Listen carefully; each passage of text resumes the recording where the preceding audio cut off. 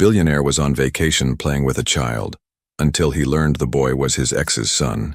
Before we begin, drop a comment telling us which city you're watching from, and once the story ends, don't forget to rate it from 0 to 10. Oh, and make sure to follow our channel for more stories like this. Now, sit back and enjoy every detail. The warm, Florida sun cast dancing shadows across the crystal-clear pool as Cale Donovan adjusted his sunglasses and leaned back in the cushioned lounge chair. For the first time in 3 years, his phone lay silent beside him, switched to airplane mode. No board meetings, no acquisition deals, no emergency calls from his technology empire that had made him one of the youngest billionaires in maritime tech. At 36, Cale had built Donovan Marine Solutions from a small boat repair shop into a global powerhouse, designing cutting-edge navigation systems for luxury yachts and commercial vessels. But success had come at a price. He couldn't remember the last time he'd taken a real vacation, the last time he'd watched a sunset without calculating quarterly projections in his head. The Ocean View Resort had been his assistant's suggestion, a last-ditch effort to force him into the break his doctor had practically demanded after his latest physical revealed dangerously high stress levels. "Just 1 week, Mr. Donovan," she'd pleaded. "The company won't collapse in 7 days." Now, on his 3rd day, Cale finally felt the knots in his shoulders beginning to loosen. The sound of children's laughter from the nearby pool area created a soundtrack he'd forgotten existed. Pure, uncomplicated joy. A splash followed by a small, frustrated cry caught his attention. Near the shallow end of the children's pool, a little boy with tousled, dark hair was struggling with an oversized inflatable ring, his small arms flailing as he tried to maintain his balance in the water. Without thinking, Cale stood up and walked over. The child couldn't be more than 4 years old, his olive skin glistening with pool water, his dark eyes wide with determination rather than fear. "Hey there, buddy," Cale said gently, crouching at the pool's edge. "Having some trouble with that floaty?" The boy looked up, water dripping from his long eyelashes. "It keeps spinning," he said with the serious tone only children could manage when discussing matters of grave importance. "Want some help? I used to be pretty good in the water when I was your age." The child nodded eagerly, and Cale found himself sliding off his expensive Italian leather sandals and rolling up the legs of his linen pants. When was the last time he'd gotten in a pool?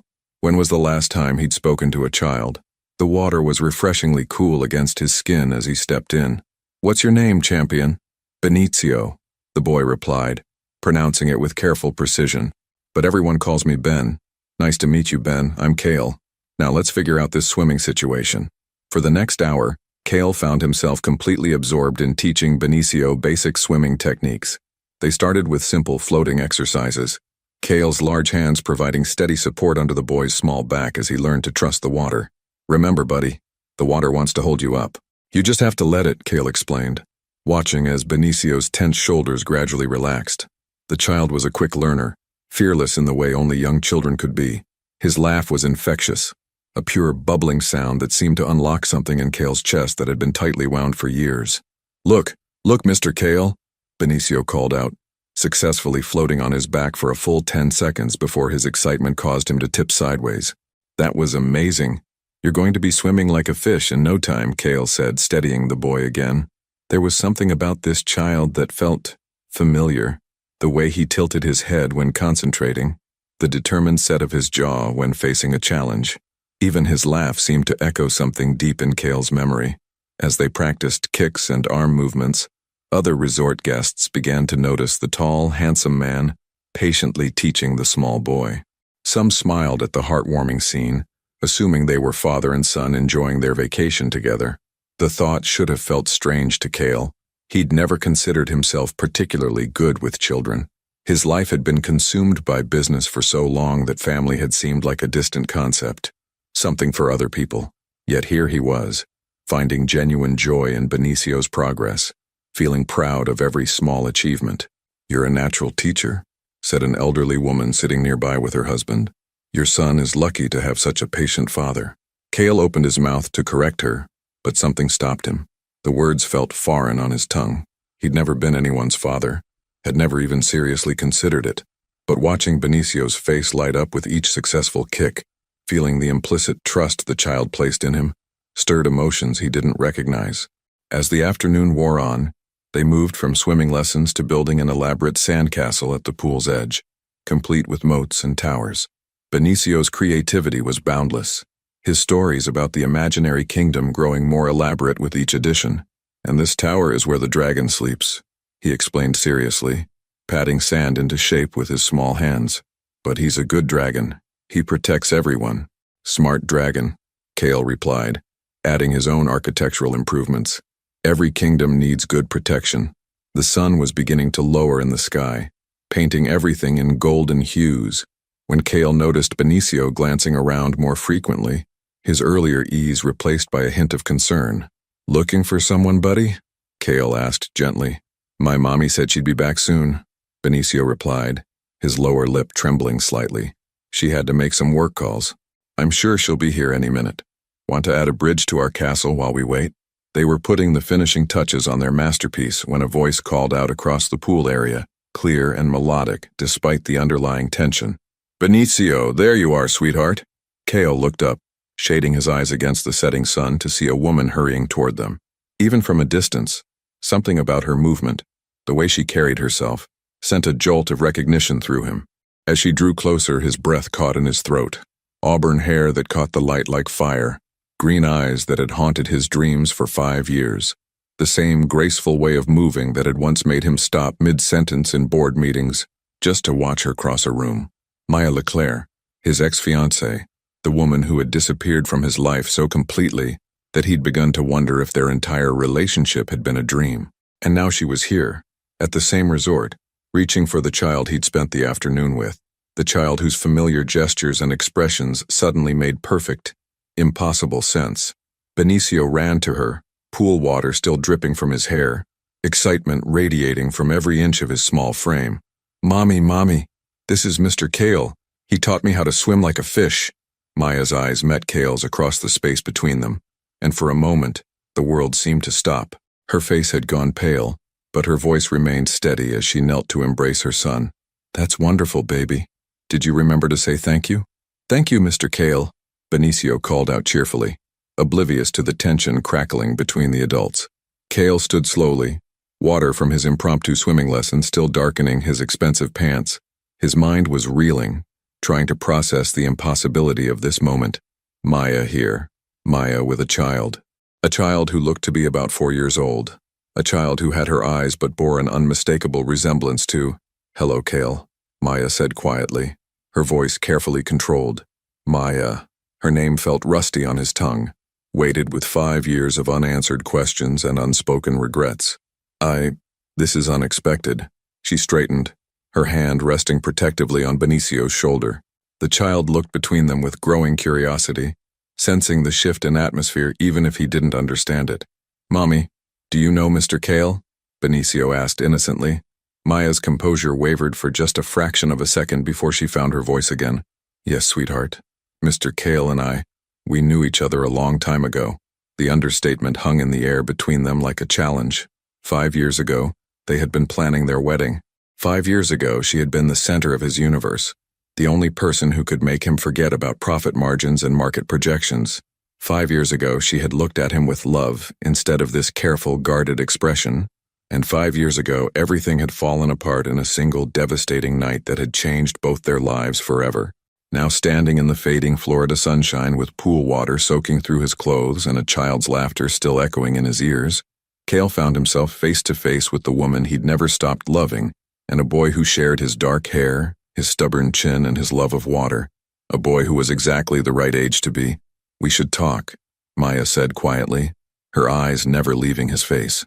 Kale nodded, not trusting his voice, because as he looked at Benicio, really looked at him, he saw not just Maya's beauty but his own reflection staring back at him from a face too young to understand the magnitude of this moment. What discovery would change everything he thought he knew about the last 5 years of his life? The hotel's beachside cafe hummed with the quiet conversations of evening diners, but Kale heard none of it. Across from him, Maya sat with perfect posture, her hands wrapped around a cup of coffee that had long since gone cold. Benicio was safely tucked away in the resort's kids' club, happily engaged in a movie night that would buy them the privacy this conversation demanded. "He's beautiful," Kale said finally, breaking the silence that had stretched between them since they'd settled into the secluded corner booth. His voice was rough, weighted with an emotion he couldn't quite name. Benicio. He's an incredible kid. Looking at Maya now, Cale could see that the years had been kind to her. At 32, she had grown into her beauty. The sharp edges of youth softened into something more refined, more confident. But there were lines around her eyes that hadn't been there before, signs of the struggles she'd faced alone. Maya's fingers tightened around her cup. Yes, he is. How old is he? The question hung in the air like a loaded weapon. Maya's green eyes met his, and in them, Cale saw the answer before she spoke. 4. He turned 4 last month. The math was simple, brutal in its clarity. Cale's hands pressed flat against the table, his knuckles white. 4 years old, which meant, Jesus, Maya. The words escaped him as barely more than a whisper. He's mine, isn't he? She didn't deny it, didn't try to soften the blow or ease him into the truth. She simply nodded once and watched as the knowledge hit him like a physical force. When did you know? He asked, his business-trained mind automatically seeking facts, timelines, concrete information to ground himself in this new reality. I found out 2 weeks after I left Boston. Her voice was steady, but Cale could see the pain in her eyes, the memories she'd been carrying alone for nearly 5 years. I was sick, throwing up every morning, exhausted all the time. I thought it was just stress from everything that happened, but when the test came back positive, why didn't you tell me? The question came out sharper than he'd intended, years of hurt and confusion bleeding through his carefully maintained control. Maya's composure finally cracked, her voice rising slightly. Tell you what, Cale, that I was pregnant with the child of a man who'd been cheating on me with his secretary? A man who looked me in the eye and swore he loved me while he was taking another woman to the same restaurants we went to? I never cheated on you. The words came out flat, definitive. Not with Jessica, not with anyone. The photos were taken out of context and you know it. Cale leaned forward, his eyes intense. I told you then, I'm telling you now. I was drugged that night. I don't remember half of what happened, but I do remember waking up in my own bed alone, with the worst hangover of my life, and messages from you saying we were over. Maya's laugh was bitter. Convenient amnesia. Convenient? Cale's voice dropped dangerously low. Do you know what the last 5 years have been like for me, Maya? Do you have any idea what it did to me when you disappeared? I hired private investigators. I called everyone we knew. I spent months trying to find you, trying to understand why you wouldn't even give me a chance to explain. Because I saw the pictures. Her voice broke, and for a moment, the composed woman across from him dissolved into the heartbroken girl who'd left him 5 years ago. I saw you with her, Cale. Your hands on her waist, her lips on your cheek. You were smiling. You looked happy. The weight of those words settled between them like a stone dropped into still water, sending ripples of old pain across the surface of this new reality. I was set up, Cale said quietly. It took me almost 2 years to prove it, but I finally tracked down the photographer. Jessica had paid him to take those photos at exactly the right moments to make it look like something it wasn't. She'd been planning it for months, waiting for the right opportunity. Maya's face went very still. What? She was obsessed with me, with the idea of us together. When she realized I was serious about proposing to you, she decided to remove the obstacle. Cale's jaw tightened at the memory. She drugged my drink at the company party that night, made sure I was disoriented, then orchestrated those photo opportunities. The kiss was her kissing me while I was barely conscious. The touching was her positioning us for the camera. That's... Maya's voice trailed off, her mind clearly racing. Impossible? Crazy? I thought so too until I saw the proof. Bank records showing payments to the photographer. Text messages on her old phone planning the whole thing. She confessed everything when I confronted her with the evidence. Why didn't you find you and tell you? Cale's smile was sad, tired. I tried, Maya. For 2 years I tried. But you'd vanished completely. Changed your name, moved somewhere with no forwarding address. It was like you'd never existed. Maya was quiet for a long moment, processing this information. When she spoke again, her voice was small, uncertain. I was Maya Chen for 3 years. I went back to my mother's maiden name. Chen? Cale nodded slowly. That explains why I could never find you. The silence stretched between them again, but this time it was different. The anger was still there. The hurt and the years of misunderstanding, but underneath it all was something else. The recognition that they'd both been victims of someone else's manipulation. I need to know about him, Cale said eventually. About Benicio. Everything. His first words when he learned to walk, what his favorite food is, what makes him laugh. I need to know about the 4 years I missed. Maya's eyes filled with tears she refused to let fall. His first word was agua, water. He's always been drawn to it just like... She stopped herself. Just like me. Cale's voice was soft, wondering. That's why he took to swimming so naturally today. He was walking by 10 months. Early for most kids, but he was determined to keep up with the older children in our apartment building. A small smile touched Maya's lips. He's stubborn like that. Stubborn like both of us. Cale corrected gently. His favorite food changes every week, but lately it's been grilled cheese cut into triangles, never squares, always triangles. And he laughs. Her voice grew warm with love. He laughs at everything. Cartoons, silly faces when I sing off-key in the shower. He finds joy in the smallest things. As she spoke, Cale could picture it all. A smaller version of himself taking his first tentative steps, splashing gleefully in bathtubs, giggling at his mother's terrible singing. 4 years of moments he'd never get back, memories that belonged to someone else. Where have you been living? He asked. Portland, Oregon. I got a job at a small marketing firm, worked my way up to creative director. It's not the life I planned, but it's been good. Quiet, safe. And you never... There's no one else? The question was presumptuous, invasive, but he had to know. Maya shook her head. I tried dating once. A nice guy, a teacher at Ben's preschool. But every time he tried to get close, all I could think about was... She gestured helplessly between them. This. Us. What we used to have. The admission hung in the air between them, vulnerable and honest. I never stopped loving you, Cale said quietly. Even when I thought you'd betrayed me. Even when I was furious with you for disappearing. I never stopped. I kept your engagement ring in my desk drawer for 3 years before I could finally put it away. Cale, I'm not telling you this to pressure you or to make you feel guilty, he continued. I'm telling you because you need to know. Because our son deserves to know that he was conceived in love, even if that love got lost along the way. Tears were flowing freely down Maya's cheeks now. I was so scared, she whispered. When I found out I was pregnant, I was terrified. I didn't have a job, didn't have anywhere to go, and I thought the father of my child had betrayed me in the worst possible way. But I knew I wanted the baby. I knew I wanted him. You should have told me, Cale said. But there was no anger in it now, only sadness. Even if you hated me, even if you believed the worst about me, you should have told me I had a son. I know. The words were barely audible. I know that now. But at the time, I thought I was protecting him. Protecting both of us. They sat in silence for several minutes, each lost in their own thoughts, their own regrets. Finally, Cale spoke. What happens now? Maya looked up at him, her eyes red but determined. I don't know. This isn't... I never imagined we'd see each other again, much less that you'd meet Ben like this. I need time to process all of this. The truth about Jessica, about what really happened that night. Take all the time you need, Cale said. But Maya, I want to be part of his life, part of both your lives, if you'll let me. I know I can't get back the 4 years I missed, but I want to be there for everything going forward. It's not that simple. Why not? Because you're you. The words burst out of her, loud enough to draw glances from nearby tables. She lowered her voice, but the intensity remained. You're Cale Donovan.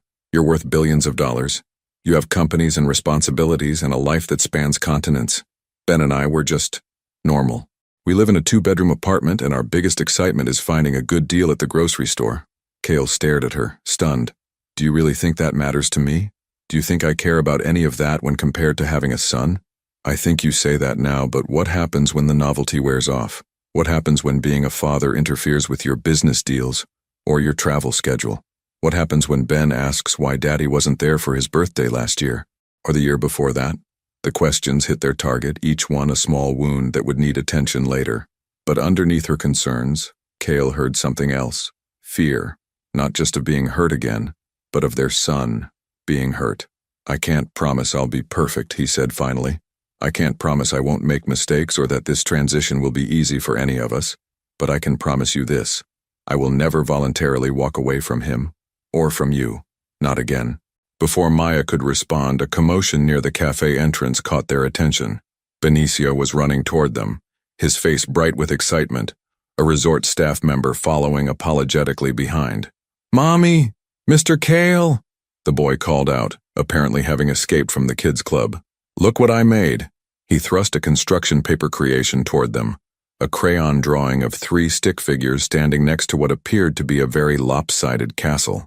One figure was tall with dark scribbles for hair, one was medium-sized with long red lines cascading down, and one was very small, positioned between the other two. "It's us," Benicio announced proudly. "From today, we're a family." The innocent words hit both adults like a lightning strike.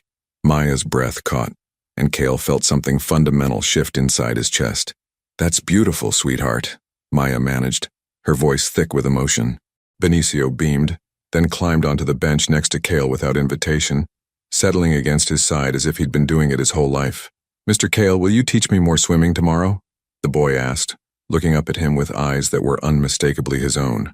Cale looked down at his son, and felt his world rearrange itself around this new incredible truth.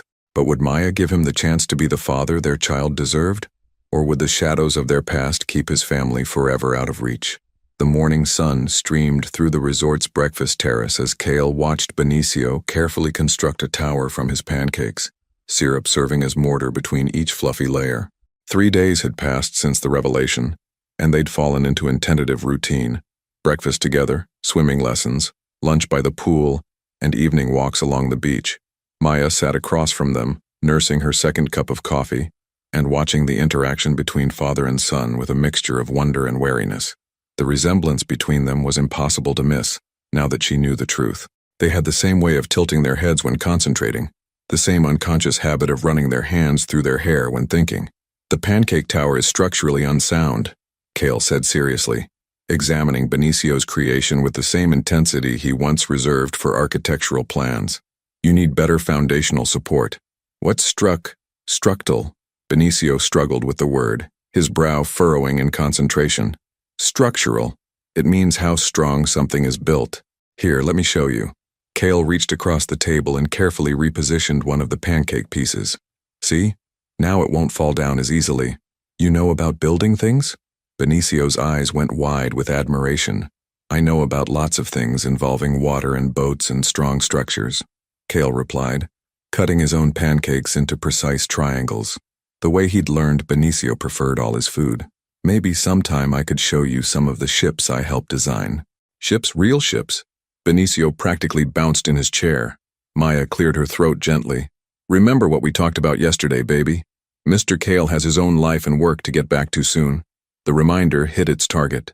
Cale's expression tightened almost imperceptibly, but Benicio didn't notice, already launching into an elaborate story about a pirate ship he'd dreamed about the night before. "Actually," Cale said carefully, "I've been thinking about extending my stay here. Maybe another week or 2. "You can't just rearrange your entire schedule," Maya began. "I own the company, Maya. I think I can manage my own calendar." There was an edge to his voice that made her stiffen.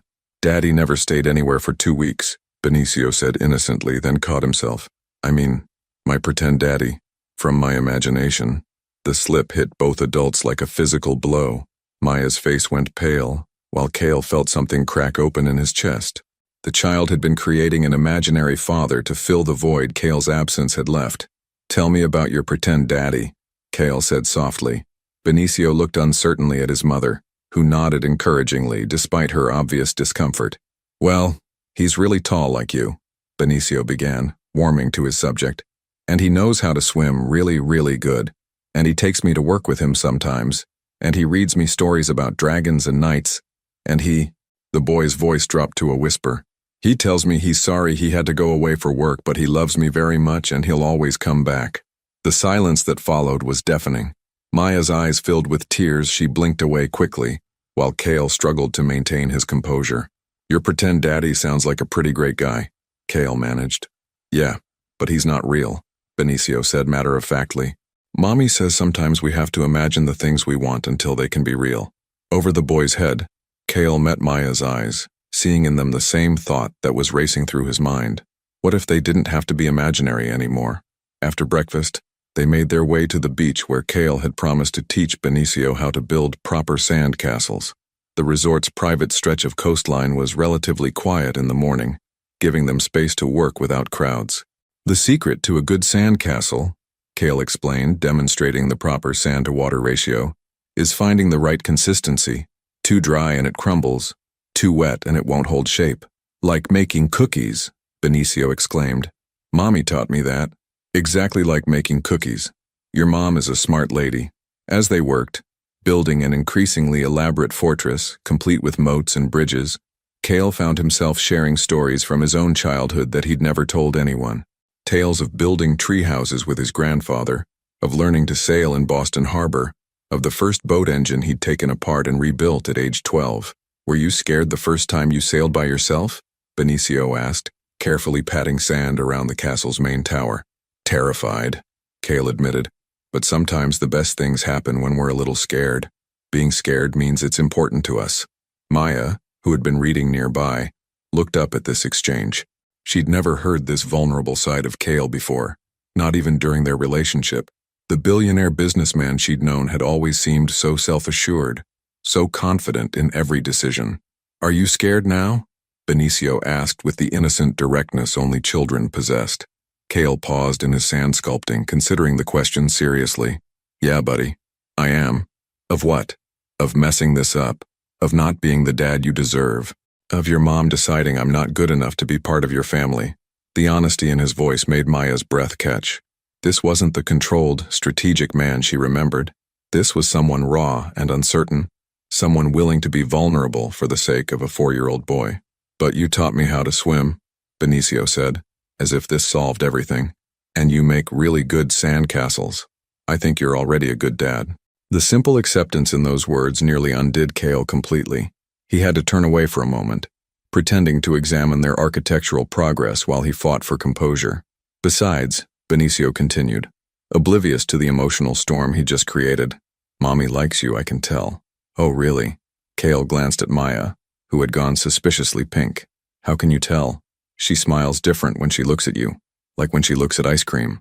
Despite everything, Maya burst into laughter. I do not look at ice cream that way. You totally do, Mommy. You get all happy and swoony. Swoony is not a word, Maya protested, but she was still smiling. It is now, Benicio declared with 4-year-old authority. As they finished the castle and moved on to swimming practice, Cale couldn't shake the feeling that this was what happiness felt like. Not the satisfaction of closing a big deal or the adrenaline rush of a successful acquisition, but this quiet contentment of being exactly where he belonged. Benicio's swimming had improved dramatically over the past few days. He could now float confidently on his back and even managed a few strokes of what might generously be called freestyle. Watch this, Mommy, he called out, demonstrating his latest achievement, swimming underwater for a full 3 seconds. That's amazing, sweetheart, Maya called back, but Cale noticed the slight tension in her voice. She was checking her phone more frequently today, responding to emails and text messages with increasing urgency. After lunch, while Benicio napped in their beach cabana, Cale finally addressed what he'd been sensing all morning. Everything okay? You seem distracted today. Maya sighed, setting down her phone. Work crisis. The Patterson campaign is imploding and I'm supposed to be handling the damage control remotely, but she gestured helplessly at the paradise around them. But it's hard to focus on crisis management when you're trying to figure out whether to trust your ex-fiancé with your son's heart. She looked at him sharply. That's not what I said. It's what you meant. They sat in silence for a moment, watching Benicio sleep peacefully, his small face relaxed and content. He's never been this happy, Maya said quietly. In 4 years I've never seen him this consistently joyful, and that terrifies me. Why? Because what happens when this ends? When you go back to Boston and your billion-dollar empire, and he's left wondering why Daddy disappeared again. How do I explain that to him? Cale turned to face her fully. What if I told you I don't want to go back to Boston? At least, not without both of you. That's impossible. Why? Because my life is in Portland. My job, my apartment, Ben's preschool, our routine. I can't just uproot everything because you suddenly decided you want to play father. The words stung, and Cale felt his own defensive walls rising. Play father? Is that really what you think this is? I think you're a man who's used to getting what he wants when he wants it. And right now you want to be a dad. But wanting something and being capable of it long term are two different things. That's not fair, isn't it? Maya's voice rose slightly. Then she glanced at sleeping Benicio and forced herself to lower it. You've known he exists for 3 days, Cale. 3 days. And you're already talking about rearranging both our lives around this fantasy of instant family. It's not a fantasy. It is.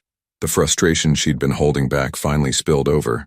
You don't know what it's like to be up all night with a sick child, or to worry about daycare costs, or to explain why Daddy can't come to the school play because he's in Singapore closing a deal. You don't know what real parenthood is like. Cale's jaw tightened. And whose fault is that? I missed all of that because you chose not to tell me I had a son. You made that decision for both of us. I made that decision because I thought you were a cheating bastard who didn't deserve to know. The words hung between them like a slap. Benicio stirred in his sleep, and both adults immediately lowered their voices. I was wrong about that. Maya continued more quietly.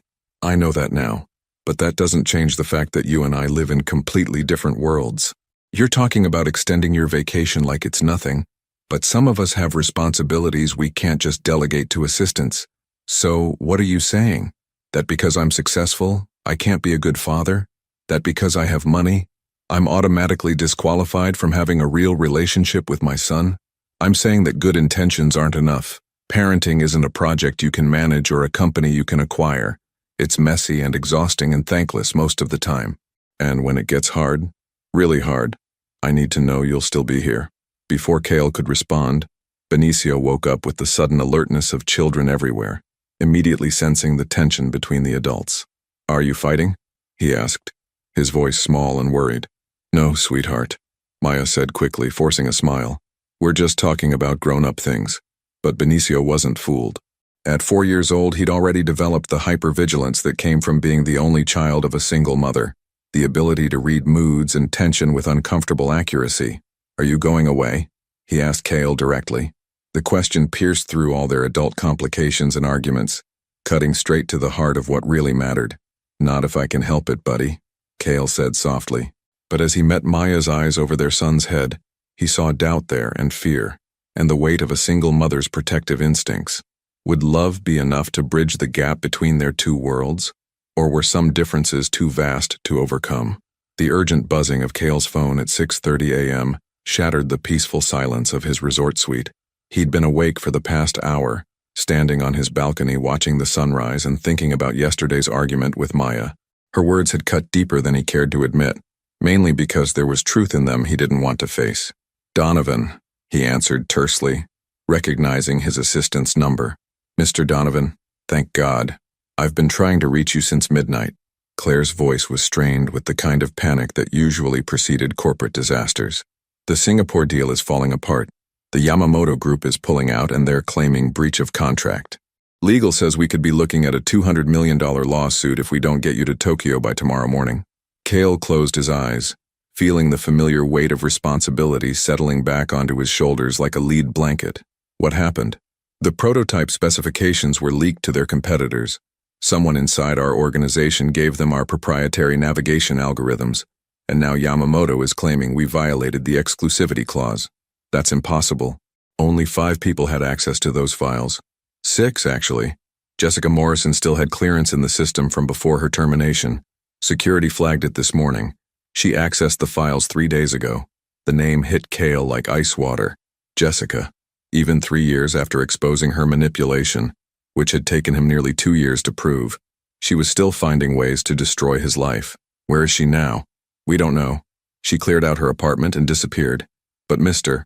Donovan, the damage is done. If we don't salvage this deal, the board is going to have serious questions about your leadership. There are already whispers about a vote of no confidence. Cale's grip tightened on the phone. Donovan Marine Solutions was more than just his company. It was his legacy, built from nothing into a maritime technology empire. The thought of losing it, especially to Jessica's final act of revenge, made his stomach turn. Book me on the next flight to Tokyo, he said quietly. Already done.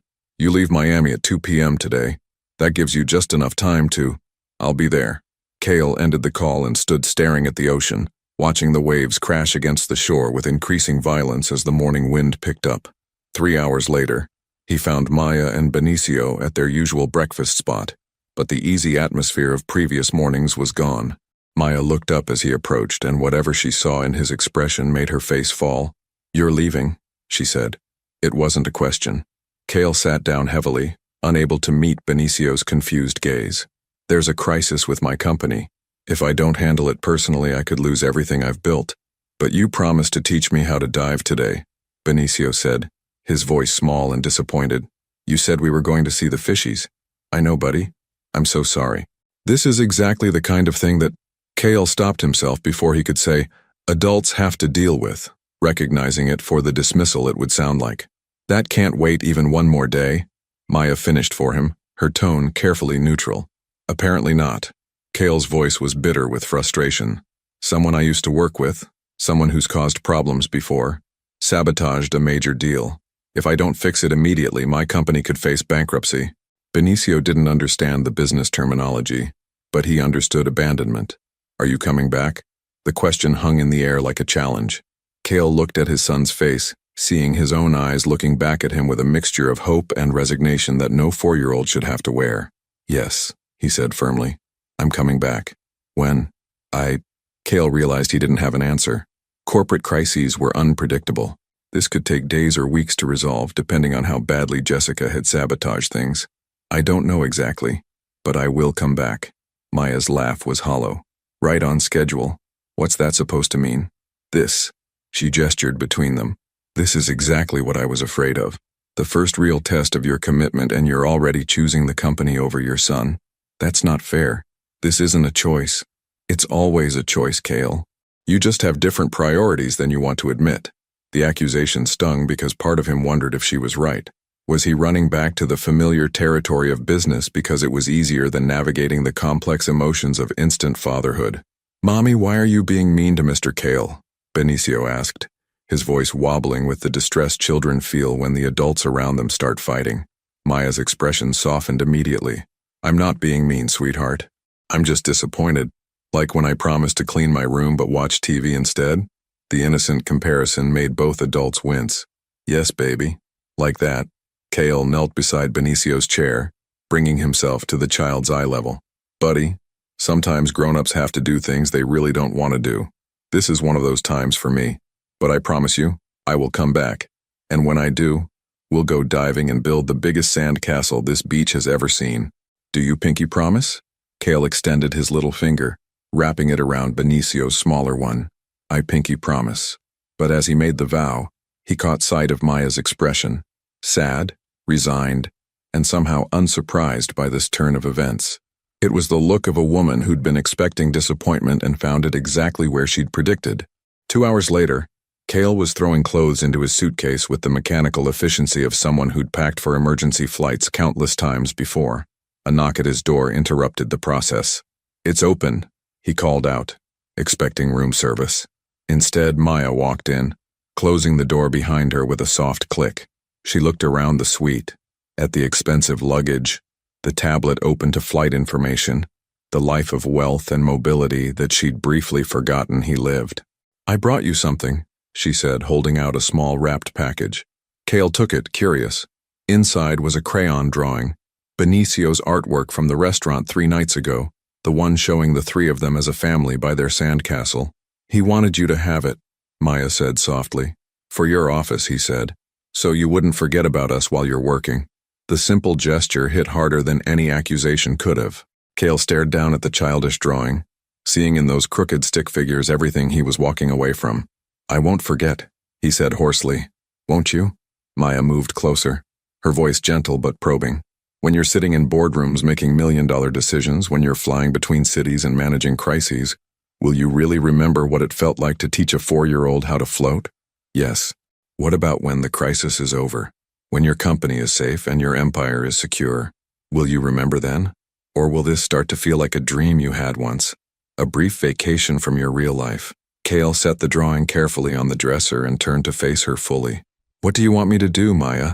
Let my company collapse? Let thousands of employees lose their jobs because I wanted to stay here and play in the sand? I want you to want to stay more than you want to go. The honesty in her voice stopped him cold.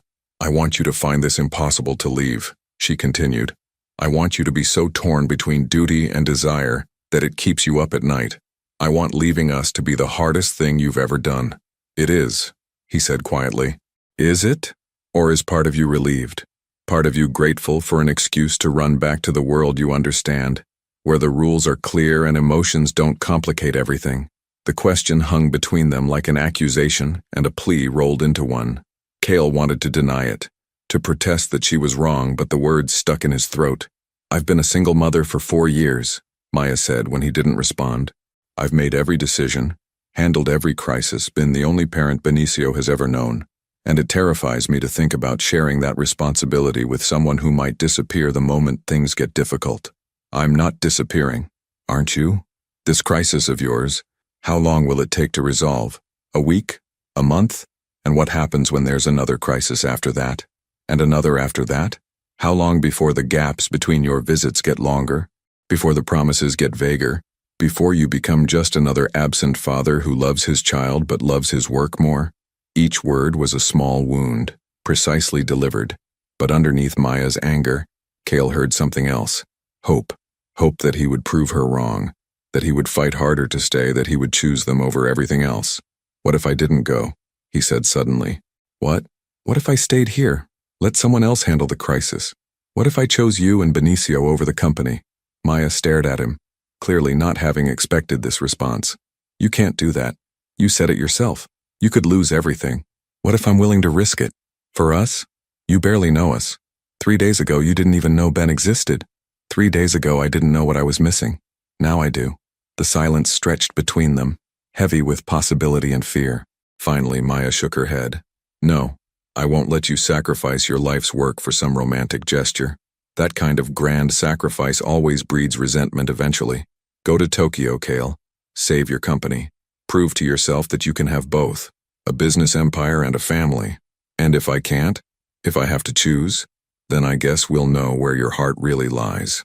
Before he could respond, she was gone, leaving him alone with the sound of his phone buzzing with increasingly urgent messages from his lawyers, his board members, his entire professional life demanding his attention. But all he could see was Benicio's drawing, 3 stick figures holding hands beside a crooked castle, and the faith of a 4-year-old boy who believed in pinky promises. As he picked up his suitcase and headed for the door, Cale made a decision that would change everything. But would it be enough to prove that some things matter more than business? Or would this be the beginning of the end, for a family that had barely begun to form? Cale stood in the Miami International Airport departure lounge, his boarding pass to Tokyo clutched in his hand as Flight 447 prepared for final boarding. Around him, business travelers hurried past with the focused intensity he recognized in himself. People for whom the next flight, the next deal, the next crisis was always the most important thing in the world. His phone buzzed constantly with updates from his legal team. The situation was worse than originally reported. Jessica hadn't just leaked the Singapore specifications, she'd also planted evidence suggesting Cale himself had approved the breach.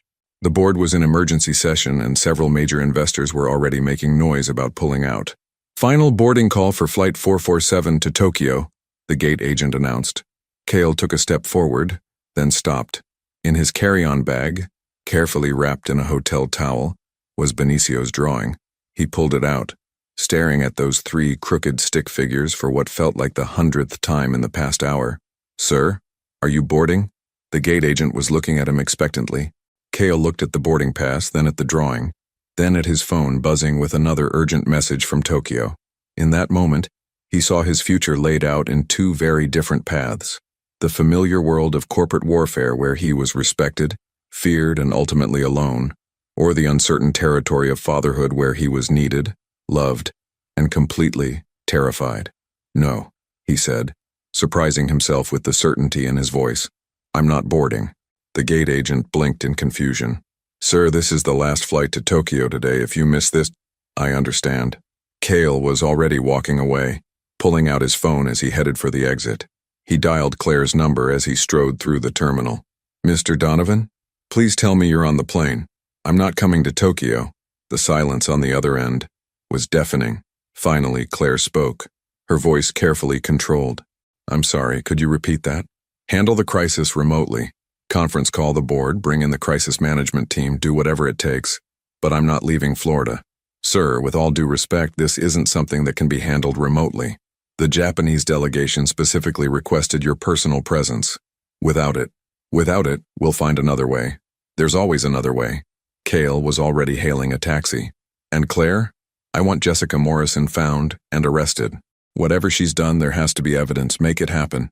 "Mr. Donovan, the board is going to—" "The board works for me, not the other way around. Remind them of that." He hung up and gave the taxi driver the resort's address, his heart hammering as the magnitude of his decision sank in. He'd just potentially sacrificed a multi-billion-dollar empire for a stick figure drawing and the chance to teach his son how to dive. Either he was making the biggest mistake of his life, or he was finally getting his priorities straight. The taxi ride back to the resort felt both eternal and too short. With every mile, Cale's phone erupted with increasingly frantic calls from board members, investors, and lawyers. He ignored them all, focusing instead on what he would say to Maya and Benicio. By the time he reached the resort, word had apparently spread through his organization like wildfire. His phone showed 47 missed calls and countless urgent emails with subject lines like emergency board meeting and crisis escalation. Cale turned off the phone entirely. He found them at the beach, in the same spot where they'd built their first sandcastle together. Benicio was listlessly moving sand around with a plastic shovel, while Maya sat nearby, staring out at the ocean with the resigned expression of someone saying goodbye. They both looked up as he approached, confusion clear on their faces. "You missed your flight," Maya said. Not quite a question. "No," Cale replied, dropping his suitcase in the sand and sitting down next to Benicio. "I chose not to get on it." Benicio's face lit up like Christmas morning. "You came back. You kept your pinky promise." "I did, buddy, and I always will." But Maya was staring at him with something approaching alarm. "Cale, what did you do?" "I chose what matters most. Your company is just a company. This," he gestured to encompass the three of them, "is family, and I finally figured out which one I can't live without." Before Maya could respond, Benicio launched himself into Cale's arms with the unrestrained joy only children could express. "Does this mean you're staying forever and ever?" "It means I'm staying as long as you and your mom will have me," Cale said, meeting Maya's eyes over their son's head. "And then longer than that." But instead of the relief he'd expected to see in her face, Maya looked stricken. "You can't do this," she said quietly. "You can't throw away everything you've built for us. I won't let you. You don't get a say in this decision," Cale replied gently. "This is my choice to make. A choice you'll regret the moment reality sets in. When you lose your company, when your employees are out of work, when everything you've accomplished is destroyed, you'll blame us. Maybe not consciously, but you'll resent that we cost you your life's work. Will I? Or will I finally realize that I spent 15 years building an empire that means nothing if I have no one to share it with?" Maya stood up abruptly, pacing to the water's edge. This is exactly the kind of grand romantic gesture that sounds amazing in movies and destroys real relationships. You can't love someone by sacrificing everything else that makes you who you are. Cale gently disentangled himself from Benicio's embrace and followed her. What if who I am isn't defined by how much money I make or how many companies I own? What if who I am is defined by whether I can be the father my son deserves and the partner you need? "You don't know what I need," Maya said, but there was less conviction in her voice. "Then tell me." She turned to face him, her eyes bright with unshed tears. "I need someone who shows up, not just in the big moments but in the small ones. I need someone who remembers that Ben likes his sandwiches cut diagonally, and that he's afraid of thunder but loves lightning. I need someone who won't promise what he can't deliver. What if I promise to try? What if I promise to fail sometimes but never to give up? What if I promise to love both of you, more than I've ever loved anything in my life? And what if your company crashes and burns while you're here playing house with us? Then, I'll build something new, something better, something that doesn't require me to choose between success and the people I love." Before Maya could respond, Benicio appeared between them, tugging on both their hands. "Are you fighting again?" he asked, his voice worried. "We're not fighting, sweetheart," Maya said, kneeling to his level. "We're just figuring things out. Figuring out if Mr. Cale is going to be my real daddy instead of just my pretend one." The innocent question hit both adults like a physical blow, out of the mouths of babes. "Would you like that?" Cale asked carefully. "For me to be your real dad?" Benicio's nod was so enthusiastic it made his whole body bounce. "Yes. Then we could live together and you could read me bedtime stories and we could swim every day and build castles and you could teach me about boats and—" "Slow down there, speed racer," Maya laughed despite herself. "It's not quite that simple." "Why not?" Benicio asked with the logical directness of childhood. "We like each other. We have fun together. We're already a family. We just need to make it official." Over his head, Cale and Maya stared at each other, both thinking the same thing. When had their 4-year-old become the wisest person in the room? "It's complicated, baby. Maya said finally. No, it's not. Benicio replied with absolute certainty. You love each other. I can tell. And you both love me. That's not complicated. That's easy. Cale's phone, forgotten in his pocket, began ringing again, then again, and again, the sound of his old life demanding his attention even here, even now. He pulled it out, looked at the caller ID showing his board chairman's number, and without hesitation turned it off completely. Easy, he said, looking directly at Maya. Our son says it's easy. Cale, I know this is terrifying. Trust me, I'm scared too. I've never been anyone's father. I've never put someone else's needs before my own ambitions. I don't know if I'll be good at it, but I want to try. I want to try so badly it physically hurts. And if you fail, if you decide 6 months from now that the simple life isn't enough for you, then I'll have failed at the most important thing I've ever attempted. But Maya, what if I don't fail? What if this is exactly what I've been missing all along? What if everything I accomplished before was just practice for this? For being the man you and Benicio deserve? The silence stretched between them, broken only by the sound of waves and Benicio's humming as he returned to his sand construction project. Finally, Maya spoke, her voice barely above a whisper. I'm scared. Good. So am I. Terrified parents probably make better decisions than overconfident ones. I've been alone for so long. I don't know how to share the responsibility. I don't know how to trust someone else with his heart. Then don't. Not yet. Let me earn it. Let me prove that I'm not going anywhere. That this isn't some temporary midlife crisis or romantic impulse. Give me the chance to show you that some things really are worth changing your whole life for.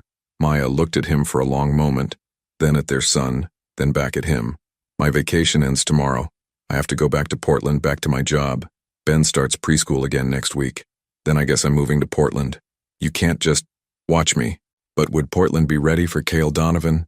And more importantly, would his sacrifice prove to be the beginning of their new life together, or the end of everything he'd worked to build? 3 weeks later, Cale stood in the doorway of a modest 2-bedroom apartment in Portland's Hawthorne district, holding a single suitcase and feeling more out of place than he had in a Tokyo boardroom. The contrast between this cozy space and his Boston penthouse was jarring. Mismatched furniture, children's artwork covering the refrigerator, toys scattered across a living room that could fit inside his old office. But none of that mattered as much as the sight of Benicio racing toward him with arms outstretched. Cale, you really came. The boy launched himself into his father's arms with the uninhibited joy that had become Cale's new favorite sound. I told you I would, buddy. Pinky promises are sacred. Cale lifted his son high, spinning him around while trying not to knock over the precariously stacked books on the nearby coffee table. Maya emerged from the kitchen, wiping her hands on a dish towel, her expression carefully neutral. How was your flight? Long, but worth it. Cale set Benicio down but kept one hand on the boy's shoulder, anchoring himself to this new reality. Thank you for letting me come. Well, you didn't exactly give me much choice, Maya replied, but there was warmth in her voice. When a billionaire decides to relocate to Portland for your son, it's hard to argue. Former billionaire, Cale corrected. The board voted me out yesterday. Apparently, abandoning a $200 million crisis for personal reasons is grounds for removal. Maya's face went pale. Cale, I'm so sorry. I never meant for... Don't. He held up a hand, his voice firm but gentle. This isn't your fault. This was my choice, and I'd make it again. Besides, I kept enough stock to be very comfortable, just not obscenely wealthy anymore. Daddy, what's obscenely? Benicio asked, having caught the one word that sounded interesting. It means too much of something, Maya answered quickly. Like too much ice cream. There's no such thing as too much ice cream, Benicio declared with 4-year-old authority. Spoken like a true philosopher, Cale laughed, then looked around the apartment again. So where am I staying? Please tell me you didn't expect me to figure that out myself, because hotel living gets old fast. Maya gestured toward the couch. That pulls out into a bed. It's not the Ritz, but it's perfect. No, it's not. It's cramped, and the neighbors upstairs have a baby who cries at 3 a.m., and Mrs. Patterson next door plays her TV too loud. But it's what we can afford, and, Maya, Cale's voice was soft but insistent. It's perfect because you and Ben are here. Everything else is just details. Over the next few days, Cale threw himself into learning the rhythms of their life with the same intensity he'd once applied to hostile takeovers. He memorized Benicio's schedule, preschool from 8 to 3, soccer practice on Tuesdays, library story time on Saturday mornings. He learned that the boy was fascinated by firefighters, terrified of automatic hand dryers in public restrooms, and capable of asking approximately 400 questions per hour. Why is the sky blue? Why do birds fly? Why can't I fly? Why do I have to eat vegetables? Why do vegetables taste yucky? Why? Because that's just how the world works, buddy, Cale said, buckling Benicio into his car seat for the drive to preschool. He'd bought a sensible Honda Civic, a far cry from his collection of luxury cars back in Boston. But Benicio loved it because it had cup holders perfectly sized for his juice boxes. But why does the world work that way? Cale paused, struck by the profundity of the question. You know what? That's a really good question. Maybe we can figure it out together. At Sunshine Academy Preschool, Cale found himself thrust into a world he'd never imagined existed. Other parents dropped off their children with efficient smiles and brief conversations about play dates and field trip permission slips. They were teachers and accountants, nurses and shop owners, people who lived in the real world, not the rarefied air of corporate boardrooms.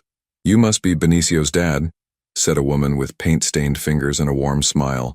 I'm Lindsay, Emma's mom. Ben talks about you all the time. You're the one who taught him to swim like a fish, right?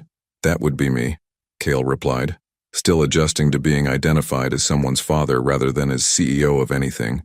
Emma's been begging for swimming lessons ever since Ben told her about diving for treasure.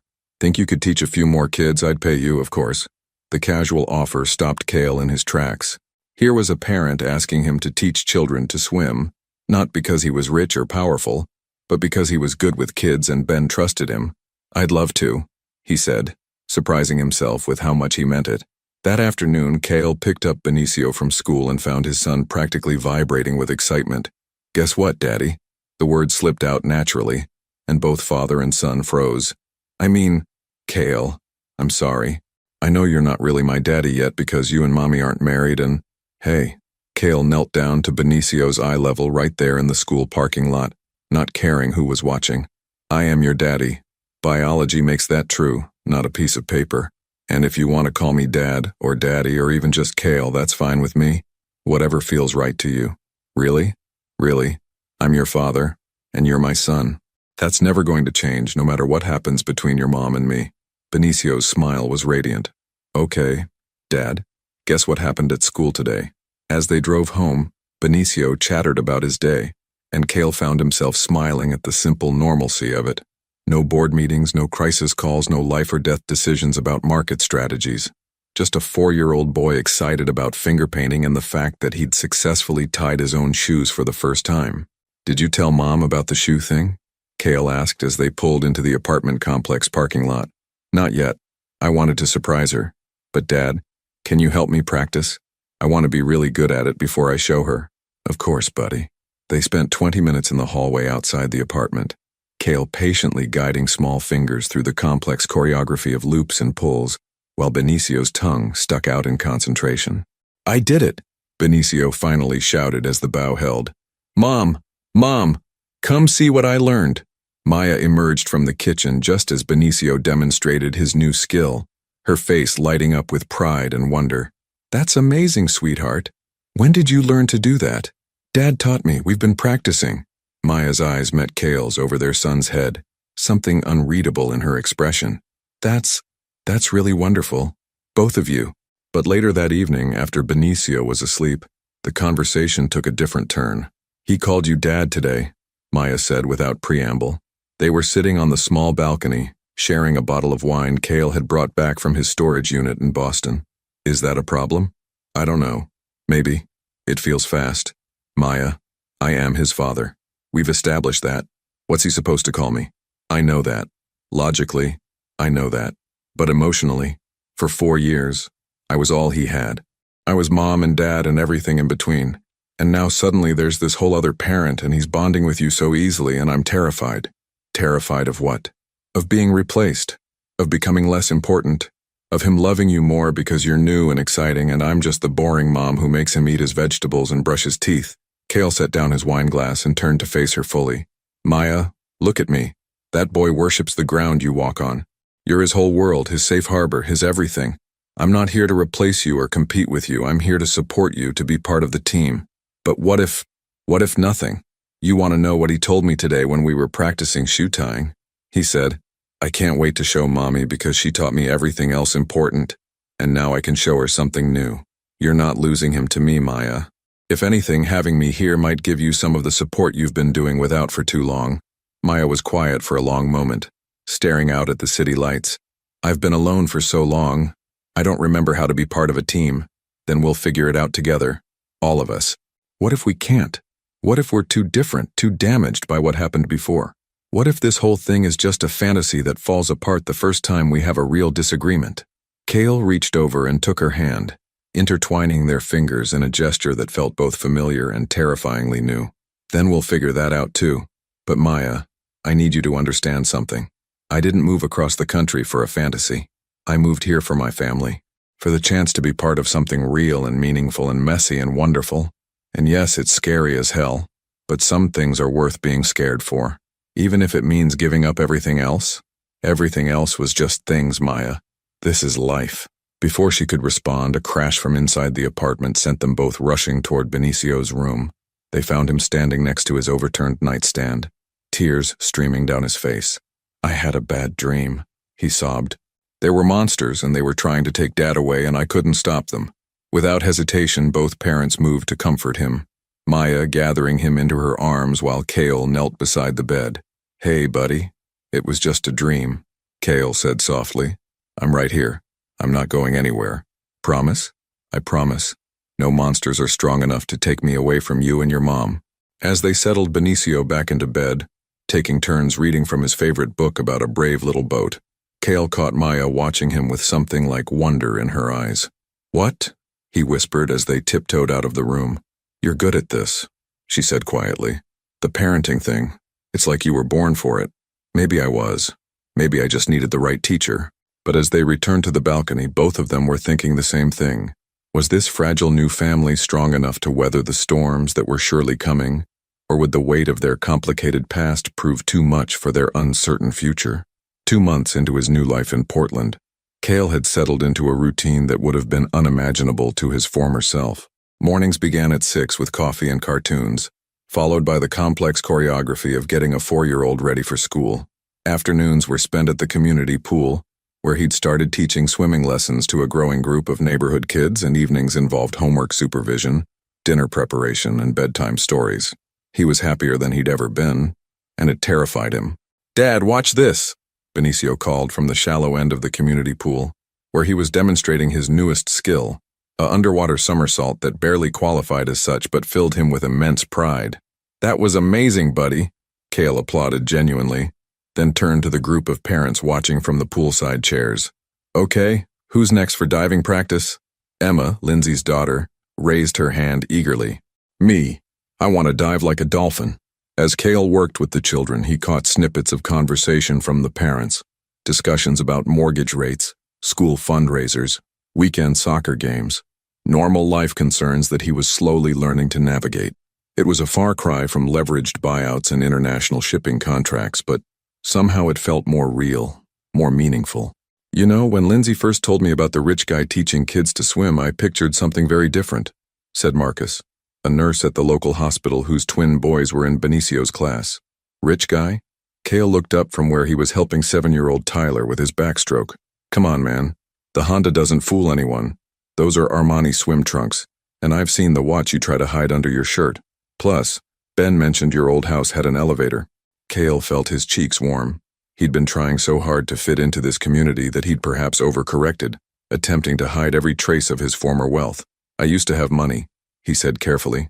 A lot of it, but I gave most of that up to be here. For Maya and Ben. For my family, yeah. Marcus studied him for a moment. Must have been some pretty serious money to walk away from. It was. But you can't hug a bank account or teach it to swim. No, I guess you can't. Marcus grinned. Well, for what it's worth, you made the right choice. I've never seen Maya this happy. She used to have this sadness in her eyes, you know? Like she was carrying the world on her shoulders. That's gone now. The observation stayed with Kale as he finished the lesson and headed home, Benicio chattering beside him about his plans to become a professional swimmer, and maybe also a firefighter and definitely a dragon trainer. Dad, do you miss your old house? Benicio asked suddenly as they pulled into their apartment complex. The question caught Kale off guard. Sometimes I miss certain things about it. The big bathtub, the view of the harbor, but I don't miss being lonely. Were you lonely? Even with all those people who worked for you? Especially with all those people who worked for you, buddy. Being surrounded by people who need things from you isn't the same as being with people who love you. Oh. Benicio processed this with the seriousness he applied to all adult concepts. Well, you don't have to be lonely anymore. You have me and Mommy. I do indeed. And that makes me luckier than any amount of money ever could. They found Maya in the kitchen, surrounded by grocery store flyers and calculator. Her laptop open to what appeared to be budget spreadsheets. The sight of her stressed expression immediately set off alarm bells in Kale's head. Everything okay?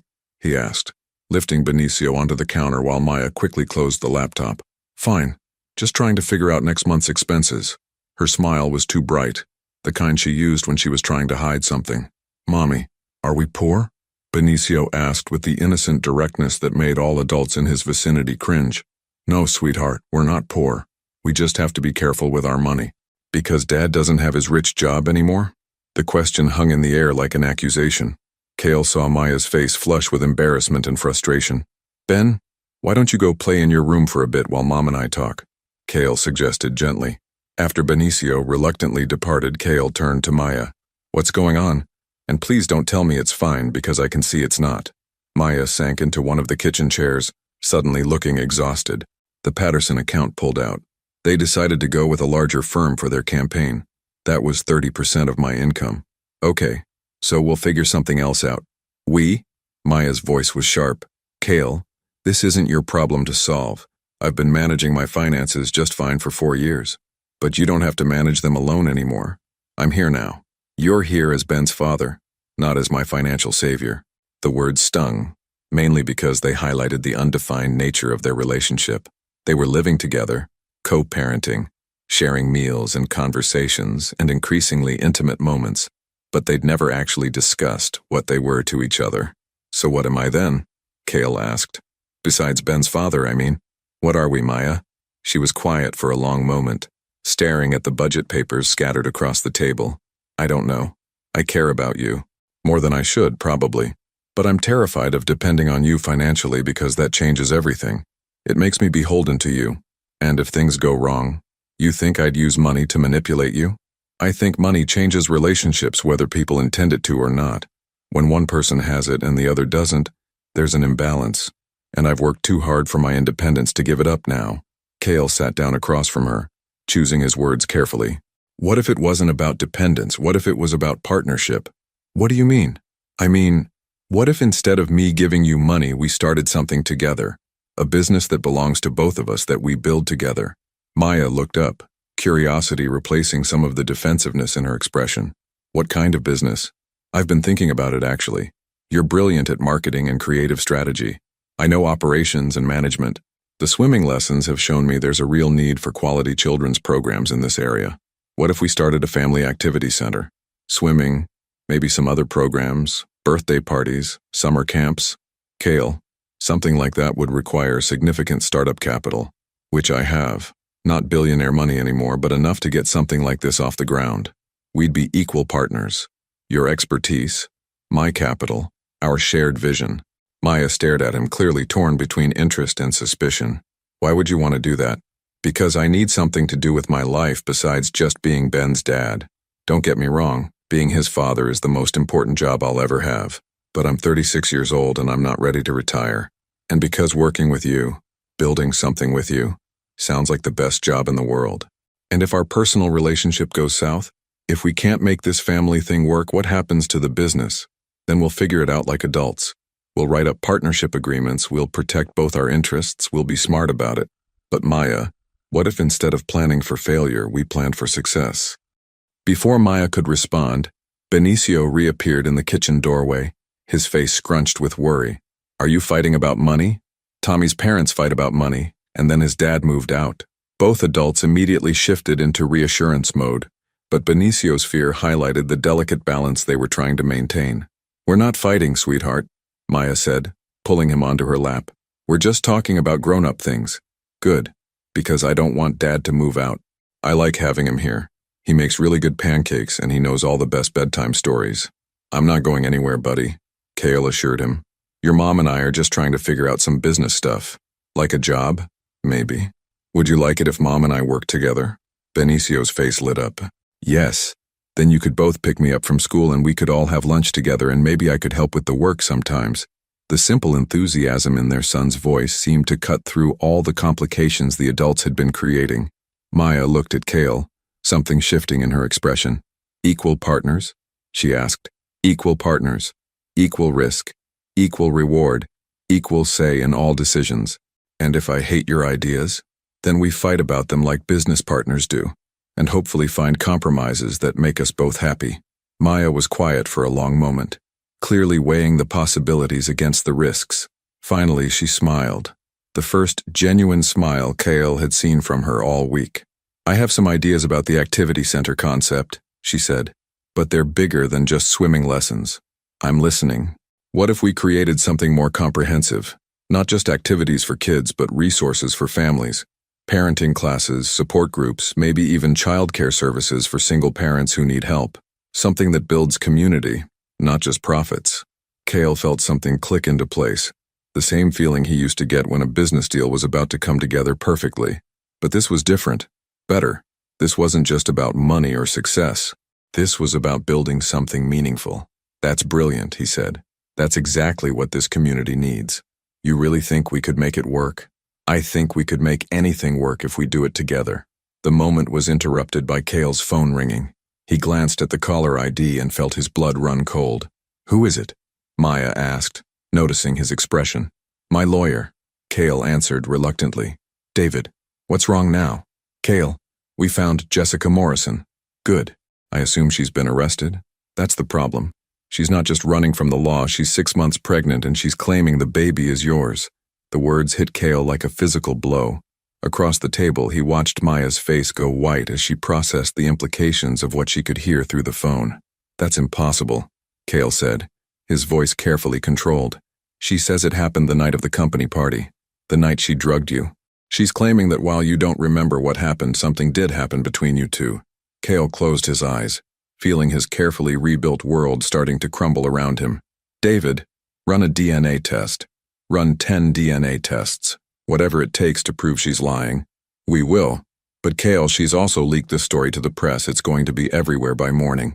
As Kale hung up the phone, he looked at Maya's stricken face and realized that just when they'd found their footing, the past was about to tear their future apart once again. But would this new crisis destroy the family they were building?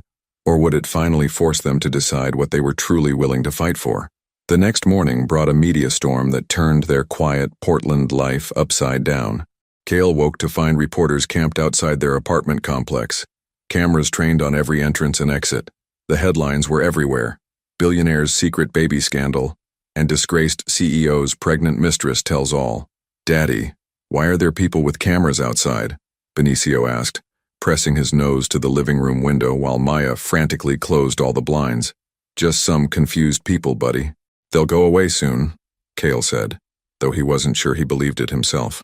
Maya hadn't spoken to him since the phone call the night before. She'd listened in stony silence as he'd tried to explain, had nodded when he'd insisted the baby couldn't possibly be his, and then had retreated to her bedroom without another word. This morning, she moved around the apartment like he was invisible, communicating only through terse instructions about keeping Benicio away from the windows. Maya, we need to talk about this, Kale said quietly while Benicio was distracted by his toy cars. Do we? Because it seems like you've said everything that matters. You don't remember what happened that night. Jessica claims something did happen, and now there's going to be a baby that may or may not be yours. What exactly is there to discuss? The fact that I'm telling you the truth. The fact that I would never ever cheat on you. Not 5 years ago, not now, not ever. But you don't know, do you? Maya's voice was deadly calm. You don't actually remember what happened that night. She drugged you. You said so yourself. So you can't be sure nothing happened. The accuracy of her statement hit like a physical blow. Kale had spent 5 years convinced that nothing sexual had occurred between him and Jessica that night. But if he was being completely honest, he couldn't be certain. The hours between arriving at the party and waking up in his own bed were largely blank. You're right, he admitted quietly. I can't be 100% certain. But Maya, everything I know about myself, everything I believe about who I am, tells me that I would never have willingly been with her. Drugged or not, unconscious or not, it would have been assault, not consensual sex. And if the DNA test proves otherwise, then we'll deal with that when it happens. But until then, I need you to trust me. I need you to believe that the man you're building a life with wouldn't lie to you about something this important. Maya was quiet for a long moment, staring out through a crack in the blinds at the media circus outside. You want to know what's really killing me about this? It's not the possibility that you slept with her. It's the timing. What do you mean? We were just talking about starting a business together, about building something as partners. I was finally starting to believe that maybe we could make this work, that maybe I could trust you completely. And then this happens, and suddenly I'm right back where I was 5 years ago, wondering what's true and what's a lie. This isn't the same situation, isn't it? 5 years ago, there were photos that seemed to prove you were cheating. You claimed you were innocent, that it was all Jessica's manipulation. I didn't believe you then, and I left. Now there's a pregnancy that seems to prove you slept with her. You're claiming you're innocent, that it's all Jessica's manipulation. How is this any different? Cale felt the truth of her words settle in his chest like a weight. From her perspective, it was the same pattern repeating itself. Jessica's accusations, photographic or biological evidence, and his protestations of innocence. Because this time, you know who Jessica really is, he said finally. This time you know she's capable of elaborate lies and manipulation. This time you have more information to base your decision on. Do I?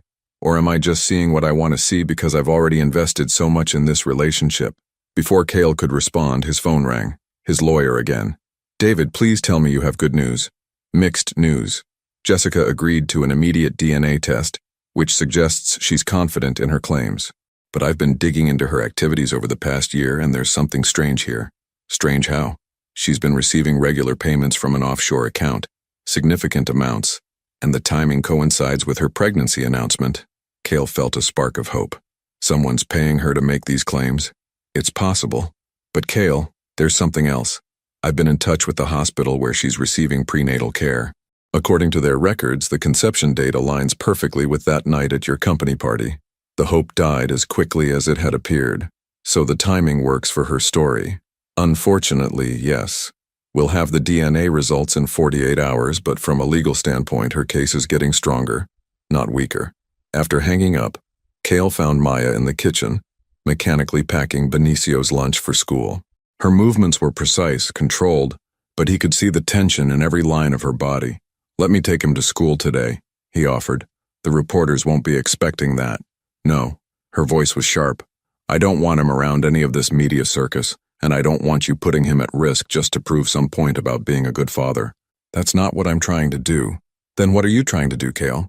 Because from where I'm standing, it looks like you're trying to maintain normalcy in a situation that is anything but normal. I'm trying to protect my family, both of my children, if it turns out. Don't. Maya spun around, her eyes blazing. Don't you dare refer to that woman's baby as your child when you're standing in the home you share with your actual child. Benicio doesn't need to hear you talking about potential siblings who might exist because of your past mistakes. It wasn't a mistake, it was an assault. Was it? Or is that just what you need to believe to live with yourself? The accusation hung between them like a slap. Cale stared at her, seeing in her face the same doubt and pain he'd glimpsed 5 years ago when their relationship had first fallen apart. You don't believe me, he said quietly. I want to believe you. God, I want to believe you so badly it hurts. But Cale, I have to protect myself. I have to protect Ben. And the pattern here, it's too familiar. What does that mean? It means I think you should stay somewhere else while this gets sorted out. The words hit him like a physical blow. You're kicking me out. I'm asking you to give us some space. Give me time to think clearly without the pressure of trying to make this work while everything's falling apart around us. And Ben? What do I tell him when I disappear again? Tell him the truth that sometimes adults need time to figure things out. He'll think I'm abandoning him. He'll think I'm just like every other man who's walked away when things got complicated. Maybe you are. The cruel accuracy of the statement left them both stunned. Maya's hand flew to her mouth as if she could take back the words, but the damage was already done. Maya, I'm sorry, I didn't mean that. I'm scared and angry and I don't know how to handle this. Then let's handle it together. That's what partners do. They face the hard stuff as a team. But we're not really partners, are we? Not legally, not officially. We're just two people trying to make the best of a complicated situation for our son's sake. Is that really what you think this is? I don't know what to think anymore. They were interrupted by Benicio running into the kitchen, fully dressed for school and bubbling with his usual morning energy. Ready, Mommy? Oh, and Dad, I told my class you're going to teach Emma's birthday party how to swim next weekend. You're still going to do that, right? The innocent question highlighted the impossible position they were all in. Kale looked at Maya, seeing in her face the same struggle he was feeling, how to protect their son from adult complications while still being honest with him. We'll see, buddy, Kale said carefully. There might be some things I need to take care of first. What kind of things? Grown-up things. Nothing for you to worry about. But Benicio was 4, not stupid. He looked between his parents, picking up on the tension despite their attempts to hide it. Are you sad about something, Dad? A little bit, yeah. Is it because of the people with cameras? They made Mommy sad too. Sort of, buddy. Well, maybe you and Mommy should hug it out. That's what you told me to do when I was sad about Tommy taking my truck. The simple wisdom nearly broke both their hearts. Kale looked at Maya, seeing tears she was trying not to shed, seeing the woman he loved struggling with the same impossible situation he was facing.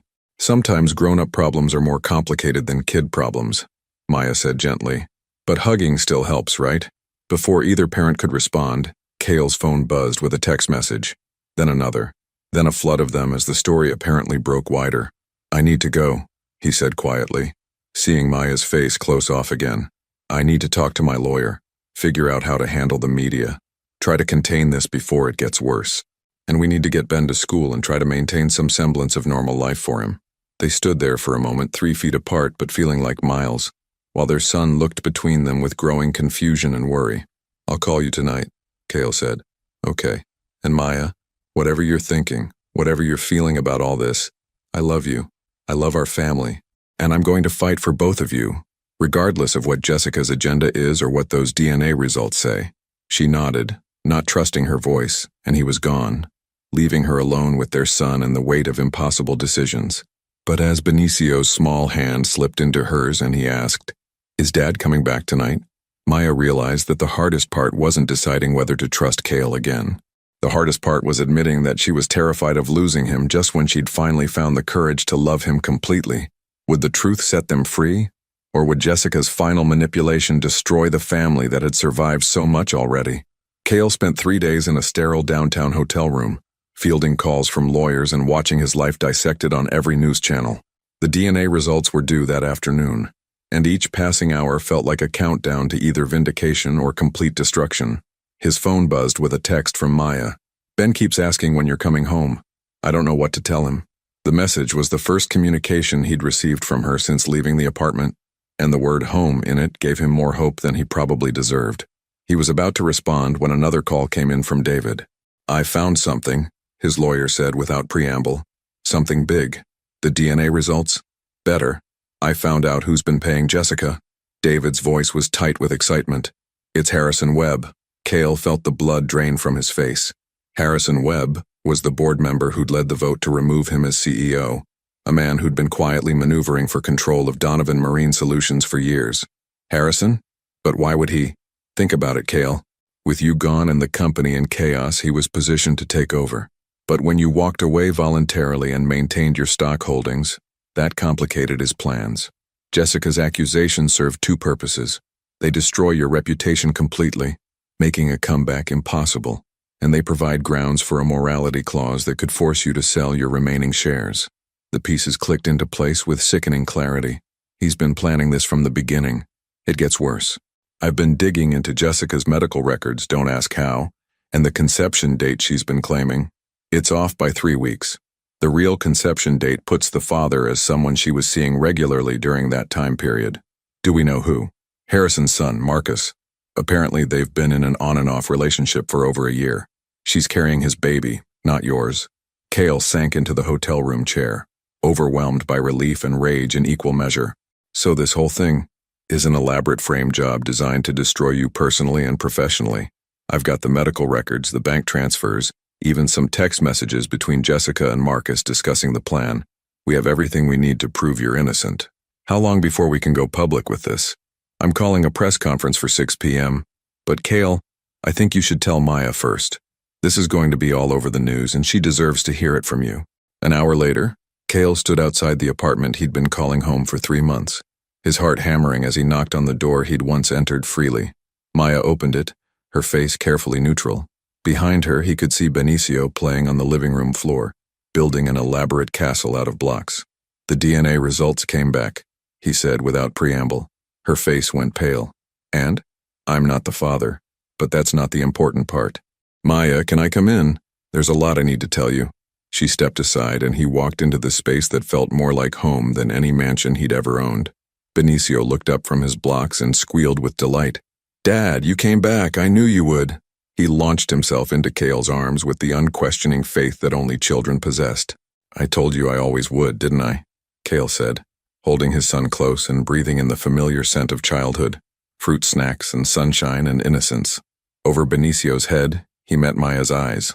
"Can we talk? Privately?" She nodded toward the bedroom, and after settling Benicio back with his blocks and promising to help finish the castle soon, they retreated to the small space that had become their sanctuary. "You were right to be suspicious," Cale began, "but not about what you thought. This whole thing was orchestrated by Harrison Webb. Jessica's been working for him." "What?" "The baby is real, but it's not mine. It's Harrison's son's. They've been planning this for months, maybe longer. The goal was to destroy my reputation so completely that I'd be forced to sell my remaining stock in the company." As he explained everything David had uncovered, Cale watched Maya's expression cycle through disbelief, understanding, and finally, fury. "So she drugged you, destroyed our relationship 5 years ago, and now she was trying to destroy our family for money." Maya's voice was deadly quiet. "That's about the size of it, yeah. And I made you leave. I doubted you again. Just like 5 years ago, I immediately assumed the worst instead of trusting you. Maya, you had every right to be suspicious. From your perspective, no." She held up a hand, stopping him. "I can't keep using the past as an excuse to hurt you in the present. You told me the truth 5 years ago and I didn't believe you. You told me the truth this week and I still didn't believe you. At some point, this isn't about Jessica's manipulation anymore. It's about my inability to trust the man I love." The word hung in the air between them like a bridge neither was sure was safe to cross. "You love me?" Cale asked quietly. "Of course I love you. I've been in love with you for 5 years, even when I thought I hated you. Why do you think this hurt so much? Why do you think I was so scared? Because you thought I was going to abandon you again. Because I thought I was an idiot for believing that this time could be different. Because I thought I'd set myself up to be hurt by the same man in the same way twice." Tears were streaming down her face now. "I'm so sorry, Cale. I'm sorry I didn't trust you. I'm sorry I made you leave when you needed us most. I'm sorry I keep punishing you for things that Jessica did." Cale reached for her, pulling her into his arms as she broke down completely. "Hey, it's okay, we're okay. This is what Jessica was counting on, that the past would poison the present, but it doesn't have to. We can choose to learn from this instead of letting it destroy us." "How? How do we move forward when I clearly can't handle crisis without falling apart?" "We move forward by making a choice. Right here, right now. Do we let fear win, or do we decide that our love is stronger than other people's attempts to destroy it?" Maya pulled back to look at him, seeing in his eyes the same vulnerability she felt. "I choose love. I choose us. I choose to trust you, even when it's scary. Even when my past comes back to haunt us. Especially then, because your past brought you to me, and it gave us Ben. The good and the bad. It's all part of the story that led us here." They were interrupted by a small voice from the doorway. "Are you crying because you're happy or because you're sad?" Benicio stood there in his pajamas, his hair sticking up at odd angles, looking worried.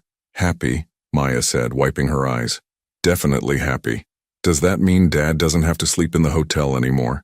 "How did you know I was sleeping in a hotel?" Cale asked, surprised.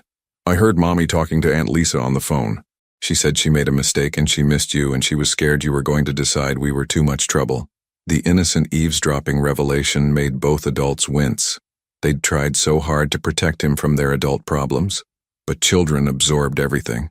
"Ben, come here," Cale said, sitting on the edge of the bed and lifting his son onto his lap. "I need you to understand something very important. No matter what happens between your mom and me, whether we're fighting or scared or confused, I will never ever think you're too much trouble. You are the best thing that's ever happened to me, and I will always fight to be part of your life. Always. Even if you and Mommy can't fix your grown-up problems, even then, you are my son forever no matter what. And Mommy? Kale looked at Maya, seeing her nod encouragingly. I love your mommy very much. And we're going to work very hard to fix our problems and be a real family. A real family like the ones in my picture books? With a mommy and daddy who live together and love each other? Exactly like that, Maya said softly. If that's what you want. That's what I want for my birthday and for Christmas and for every day. Then that's what you'll get, Kale promised. But buddy, it might take some time to figure out all the details. Grown-up relationships are complicated. They don't have to be, Benicio said with the wisdom of childhood. You love each other. I love both of you. We have fun together. That's not complicated. That's easy. Looking at his son's earnest face, Kale realized the 4-year-old was right. They'd been making it complicated, but the foundation was simple. Love, commitment, and the choice to keep choosing each other every day. You know what, buddy? You're absolutely right. It is easy. Kale's phone buzzed with a text from David. Press conference moved to 7 p.m. Thought you'd want time with your family first. What's that? Maya asked, noticing his smile as he read the message. My lawyer. The whole story's going public tonight. Jessica's lies, Harrison's manipulation, all of it. By tomorrow morning, everyone will know the truth. And then what? Then we decide what we want our life to look like. The 3 of us. Together. What about your company? Will you try to get it back? Kale considered the question seriously. Maybe. Or maybe we start something new. Something that belongs to us, that we build together. Something that puts family first. Always. The activity center idea? Among other things. I have some thoughts about expanding the concept. Maya smiled, and for the first time in days, it reached her eyes. I'd like to hear them. Tomorrow, Kale said, gathering both Maya and Benicio into his arms. Tonight I just want to be home with my family. As they settled onto the bed together, Benicio between them, the little boy looked up at both his parents with satisfaction. See? I told you it was easy. But would their hard-won happiness survive the final confrontation with the people who'd tried to destroy them? Or was this just the calm before an even bigger storm? 6 months later, Kale stood in the main hall of what would soon become Portland's newest family activity center, watching Maya direct the installation crew with the same precision she'd once applied to marketing campaigns. The space was transforming before their eyes. What had been an abandoned warehouse was now becoming a bright, welcoming environment, where families could learn, play, and grow together. Dad, look, Benicio called from across the room, where he was helping by organizing pool noodles into color-coordinated piles. I made a rainbow. That's beautiful, buddy, Kale replied, still marveling at how naturally the word dad came to both of them now. The press conference 6 months ago had cleared Kale's name completely. Jessica and Harrison Webb were both facing fraud charges, and Donovan Marine Solutions was in shambles. Exactly as Harrison had planned, except he'd destroyed himself in the process rather than taking over a thriving company. The board had begged Kale to return as CEO, offering him unprecedented control and compensation. He'd turned them down. The pool installation team will be here Monday, Maya said, approaching with a clipboard and paint smudges on her cheek that somehow made her even more beautiful than usual. And the insurance inspector signed off on everything this morning. So we're really doing this, Kale said, putting his arms around her from behind and looking out at their dream taking shape. Having second thoughts? About the business, never about us? He turned her in his arms, looking down into the green eyes that had captivated him 7 years ago and still took his breath away every day. Never about us. Even though I'm a mess? Even though I panic and doubt everything when things get hard? Especially because of those things. Perfect people are boring. I fell in love with a complicated, brilliant, stubborn woman who challenges me to be better than I knew I could be. Flattery will get you everywhere. Maya laughed, but her eyes were serious. I love you, Kale. I love the life we're building, the family we've become. But there's something I need to tell you. The serious tone made Kale's heart skip. What is it? I'm pregnant. The words hit him like a lightning bolt. He stared at her face, searching for any sign of uncertainty or fear, but found only joy and nervous excitement. Pregnant, he repeated slowly, as in we're having a baby. As in, Benicio's going to be a big brother. When? 7 months. I found out yesterday, but I wanted to wait until we were here, in our place, to tell you. Kale's response was to lift her off her feet and spin her around, his laughter echoing through the empty space. We're having a baby. Are we happy about this? Maya asked breathlessly when he set her down. Are you kidding me? I'm ecstatic. I'm terrified. He paused, overwhelmed by the magnitude of emotion. I'm grateful. So incredibly grateful that I get to do this with you from the beginning this time. Mommy? Dad? Why are you dancing? Benicio had abandoned his pool noodles and was standing nearby, his head tilted in curiosity. Come here, champion, Kale said, kneeling down to Benicio's level while keeping one arm around Maya. We have some news for you. Good news or grown-up news? The best news, Maya said, kneeling beside Kale. You're going to have a little brother or sister. Benicio's eyes went wide. Really? Like, a real baby? A real baby, Kale confirmed. What do you think about that? I think, Benicio paused with the seriousness he applied to all major decisions. I think I'm going to be the best big brother ever. Can I teach the baby how to swim? Absolutely, Maya laughed. But you'll have to wait a little while. Babies can't swim right away. That's okay. I can wait. I'm very patient now. He looked between his parents with satisfaction. This is going to be the best family in the whole world. Before either parent could respond, the sound of footsteps echoed through the space.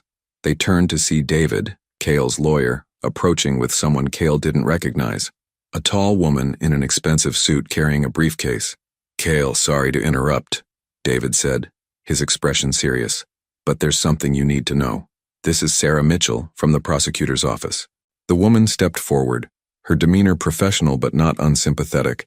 Mr. Donovan, I wanted to update you personally on the case against Jessica Morrison and Harrison Webb.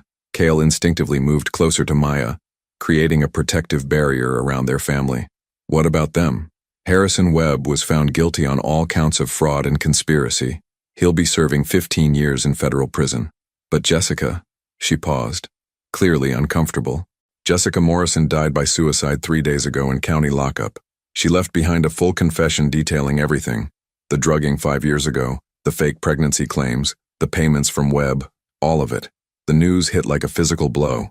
Despite everything Jessica had done, despite the pain she'd caused, the idea of her choosing such a desperate end was sobering. What about her baby? Maya asked quietly. Born healthy 6 weeks ago. The father, Marcus Webb, has taken full custody. He was apparently unaware of his father's involvement in the scheme. Kale absorbed this information, feeling a complex mix of closure and sadness. So it's really over. Completely over. Your name is fully cleared, and there won't be any further legal proceedings. You're free to move forward with your lives. After the lawyer left, the three of them stood together in the quiet space, processing the weight of everything that had led them to this moment.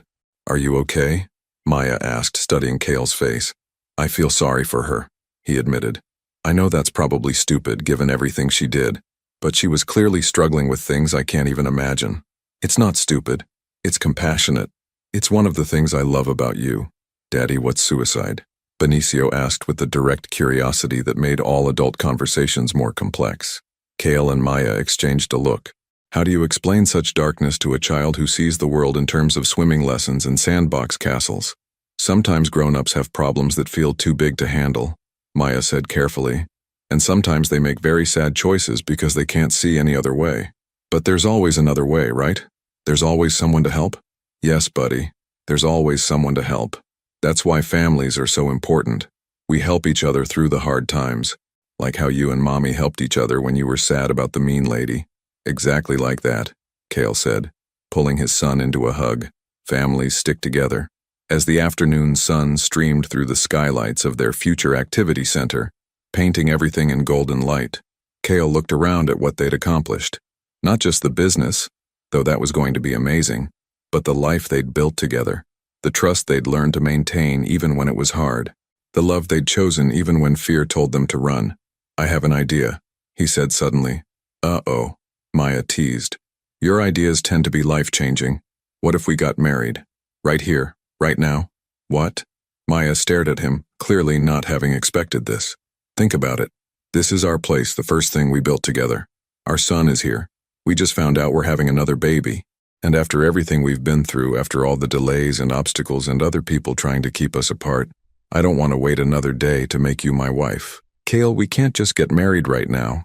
We need a license, an officiant, witnesses. David's still in the parking lot making phone calls. He's licensed to perform marriages in Oregon. Did that himself after his third divorce, figured he might as well be able to marry people since he was so good at helping them get divorced. And as for witnesses, he gestured around the space. We've got construction workers, delivery guys, and our son. How much more perfect could it get? You're serious about this? Completely serious. Maya LeClaire, I have loved you for 7 years. I have waited for you, fought for you, changed my entire life to be worthy of you. I want to marry you in this space that represents our future, with our children present, surrounded by the people who are helping us build something beautiful. I want our story to have a happy ending that starts today. But I'm covered in paint, and you're wearing work clothes, and I don't have a dress. You're beautiful, exactly as you are. And this isn't about the dress or the decorations. This is about us choosing each other, making a promise in front of our family. Maya looked around the space, seeing it through his eyes, not as an unfinished construction project, but as the symbol of everything they'd overcome to get here. What do you think, Ben? She asked their son. Should Daddy and I get married right here in our special place? Yes, Benicio shouted with enthusiasm. And then we can have cake, and dancing, and I can wear my good shoes. You heard the man, Cale said, grinning. He wants cake and dancing. You know what? Yes, Maya said suddenly, her face lighting up with joy. Yes, let's get married. Let's start our forever right here, right now in this place we built together. An hour later, surrounded by curious construction workers and delivery personnel who'd agreed to serve as witnesses, with David officiating and Benicio serving as ring bearer, with rings hastily purchased from a nearby jewelry store, Cale and Maya stood facing each other in the center of their future business. This is highly irregular, David said, adjusting his tie and looking both amused and nervous. But given everything you two have been through, I think irregular is probably appropriate. Dearly beloved, he began, then paused. Actually, you know what? Forget the formal stuff. Cale, Maya, you've already proven your commitment to each other in ways that matter more than any ceremony. You've chosen each other through betrayal and doubt. You've fought for your love when it would have been easier to give up. You've built a family and a future together. So instead of me telling you what marriage means, why don't you tell each other what this moment means to you? Cale took Maya's hands, looking into her eyes as if they were the only two people in the world. Maya, 7 years ago, I fell in love with a woman who was brave enough to challenge me, smart enough to see through my defenses, and strong enough to walk away when she thought I'd betrayed her. 5 years ago, I lost you, and I spent every day since then trying to become the man you deserved. 6 months ago, I found you again, and you gave me the greatest gift imaginable, the chance to be a father to our son and a partner to you. Today, I'm promising you that I will never stop choosing you. I will never stop fighting for our family. I will never stop loving you with everything I have. You are my heart, my home, my forever. Maya was crying openly now, but her voice was strong and clear. Cale, you turned your entire world upside down for me and Ben. You gave up everything you'd built to be part of our small, complicated life. You taught me that love isn't just a feeling. It's a choice you make every day. You've shown me what it means to be truly partnered with someone, to have someone who will stand with you no matter what storms come. And now you've given me another baby, another chance to build something beautiful together. I promise to trust you even when my fears tell me not to. I promise to choose love over doubt, hope over cynicism, us over anything else the world tries to throw at us. You are my partner, my love, my family. Do you have rings? David asked. They exchanged simple bands, nothing fancy or elaborate, but perfect for this moment. Then, by the power vested in me by the state of Oregon, and witnessed by this unique assembly, David gestured to their unconventional wedding party, I now pronounce you husband and wife. Cale, you may kiss your bride. The kiss was interrupted by Benicio's cheering and the applause of their makeshift congregation. When they broke apart, both were laughing through their tears. So, Maya said, looking around at the space that was now forever marked as the place where they'd become a family, in the truest sense. What do we do now? Now, Cale said, scooping up Benicio with one arm and pulling his wife close with the other. We build everything we've ever dreamed of, together, as the sun set over Portland, casting their activity center in warm light, the newest Mr. and Mrs. Donovan stood surrounded by the evidence of dreams becoming reality, the business they'd created as partners, the son who'd brought them together, the baby growing inside Maya that represented their faith in the future, and the love that had survived everything the world had thrown at it. It had taken 7 years, 2 separations, countless obstacles, and the machinations of people determined to destroy them, but they'd finally gotten their happy ending, and this time nothing would ever tear them apart again. 2 years later, the Donovan Family Activity Center buzzed with the joyful chaos of a Saturday morning. Children's laughter echoed from the pool area where Cale was teaching a group of 6-year-olds advanced swimming techniques, while in the main hall, Maya led a mommy and me yoga class for new parents struggling to find balance in their changed lives. From her office overlooking the activity floor, Maya paused in her work on the center's expansion plans to watch her husband demonstrate proper diving form. At 38, he moved through the water with the same confidence he'd once brought to boardrooms, but there was something different now, a lightness, a genuine joy that had been missing during his corporate years. At 34, Maya had found her own confidence too, no longer the uncertain woman who'd once doubted her worth. "Daddy's really good at swimming," said a small voice behind her. Maya turned to find 6-year-old Benicio standing in the doorway, holding the hand of his 18-month-old sister, Isabella. Both children had inherited their father's dark hair and their mother's green eyes, creating a perfect blend of their parents' best features. "Yes, he is," Maya agreed, lifting Isabella onto her hip, while Benicio climbed into the chair beside her desk. "Remember when he first taught you? At the resort in Florida," Benicio said with the precision of a child who'd heard this family story many times. "You cried when you saw him because you thought he was just pretend, but then you found out he was real." "Something like that," Maya laughed. The story had been simplified over the years, edited for young ears, but the core truth remained. Sometimes the most important things in life come disguised as coincidences. "Mama! Dada!" Isabella pointed toward the pool, where Cale had spotted them through the glass and was waving enthusiastically while maintaining his demonstration. "Yes, sweetheart. That's Daddy being silly," Maya said, waving back. "Just like always." The morning progressed with the comfortable rhythm they'd established over the past 2 years. Cale finished his swimming lessons and transitioned to leading a father-son sports class, while Maya managed the business side of operations and supervised the volunteer program they'd developed for single parents needing childcare support. At lunch, the family gathered in the small cafe area of the center, sharing sandwiches and watching the community they'd helped create flourish around them. Local families had embraced the center beyond their wildest dreams, and they'd recently been approached about franchising the concept to other cities. "So, Portland City Council officially approved the second location," Maya said, reviewing her notes from the morning's phone calls. "Construction can start next spring. 2 locations," Cale mused, cutting Isabella's sandwich into the tiny pieces she preferred. "Remember when this was just a crazy idea we discussed on your apartment balcony? I remember you being terrified I was going to say no to the whole business partnership thing," Maya teased. "I was terrified you were going to say no to a lot of things," Cale replied, meeting her eyes across the table with a look that still made her heart skip after all these years. "Daddy, tell me the story about how you decided to love us more than money," Benicio requested, settling into his father's lap with the casual confidence of a child who'd never doubted his place in the world. It was his favorite story, requested at least twice a week, and Cale had perfected the telling over time. "Well," Cale began, launching into the familiar narrative, "there was once a man who thought the most important thing in the world was building a big, successful company." As he spoke, Maya watched their son's face light up with interest, the same way it had hundreds of times before. But today, something about the moment felt particularly significant. Maybe it was the afternoon light streaming through the skylights, illuminating their small family gathered around a simple table in the business they'd built together. Maybe it was the sight of Isabella contentedly babbling to herself while playing with her toy blocks. Or maybe it was the realization that this ordinary Saturday afternoon represented everything she'd ever dreamed of, but hadn't dared to hope for. And so the man realized that having all the money in the world didn't matter if he didn't have the people he loved to share it with, Cale was concluding. So he chose love instead. "And then you found us," Benicio added triumphantly. "And then I found you," Cale confirmed, pressing a kiss to the top of his son's head.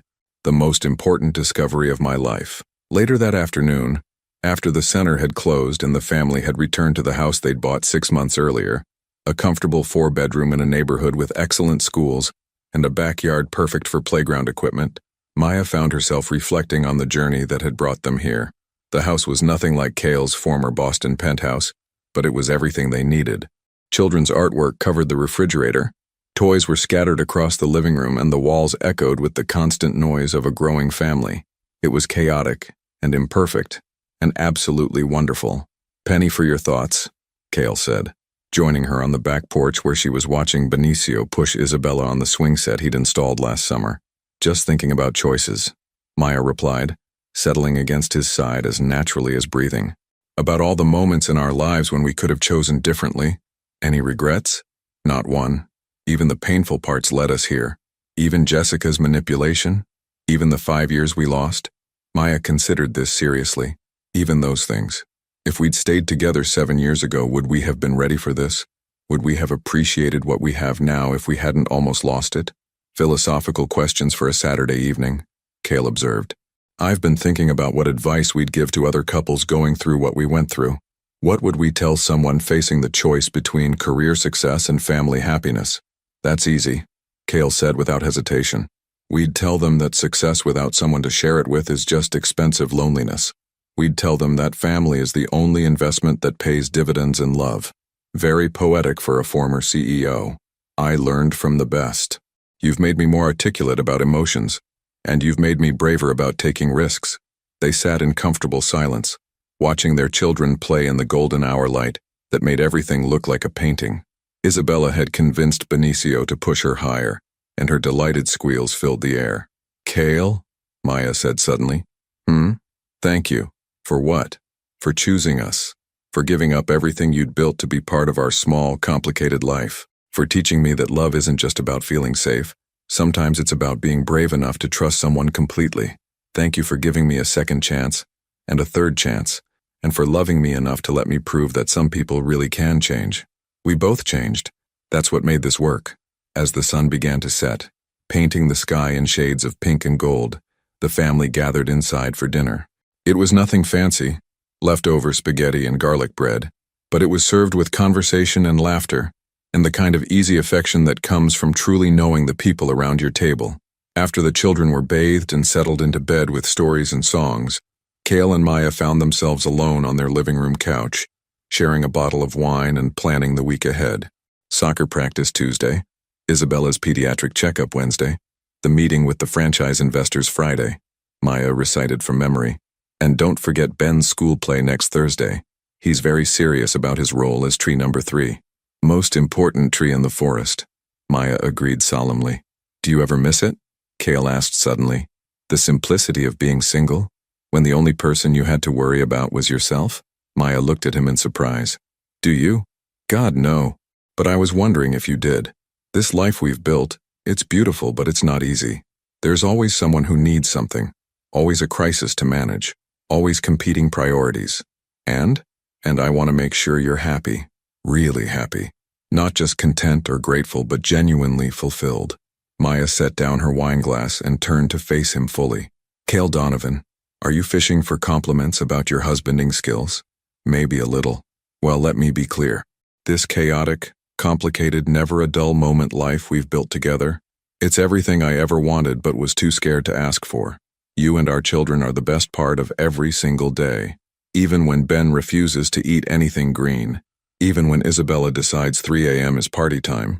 Even when we're both exhausted and overwhelmed and wondering how we're going to manage everything. I wouldn't trade this for anything. Even if I offered you $1 billion to go back to your quiet, independent life. Especially then, because I've learned that the richest life isn't measured in money. It's measured in moments like these.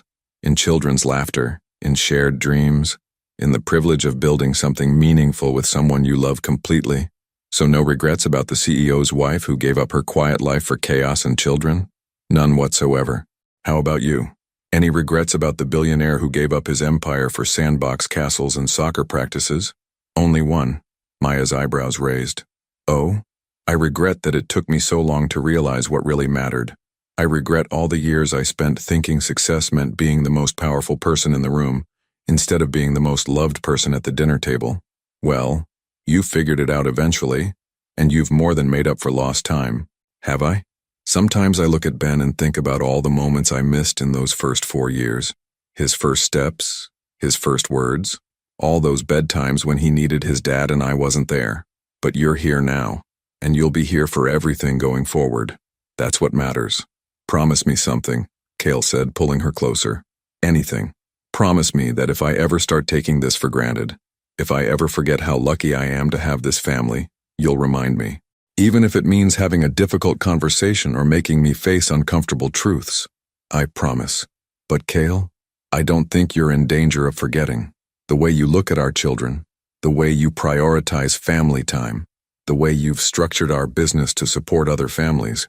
You're not the same man who used to work 18-hour days without thinking twice about it.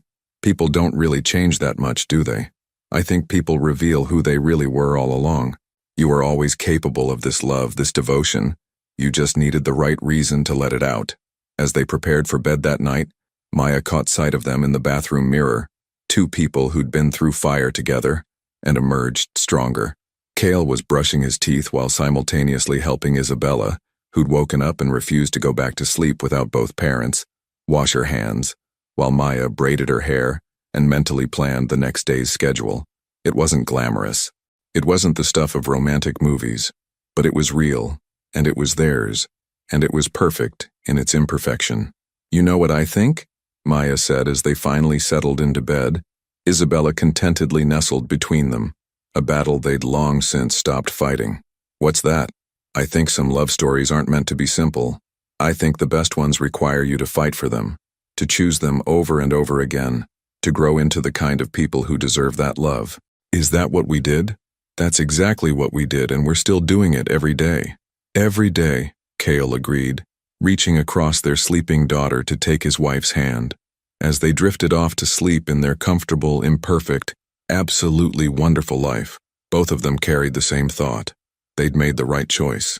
Every difficult decision, every sacrifice, every moment of uncertainty had led them here, to this bed, in this house, with these children, building this life together. Love had indeed conquered all. Outside, Portland slept peacefully, unaware that in one small house in a quiet neighborhood, a family was living proof that sometimes the most extraordinary stories begin with the simplest choice, to put love first, always. And in the morning, they would wake up and choose each other all over again.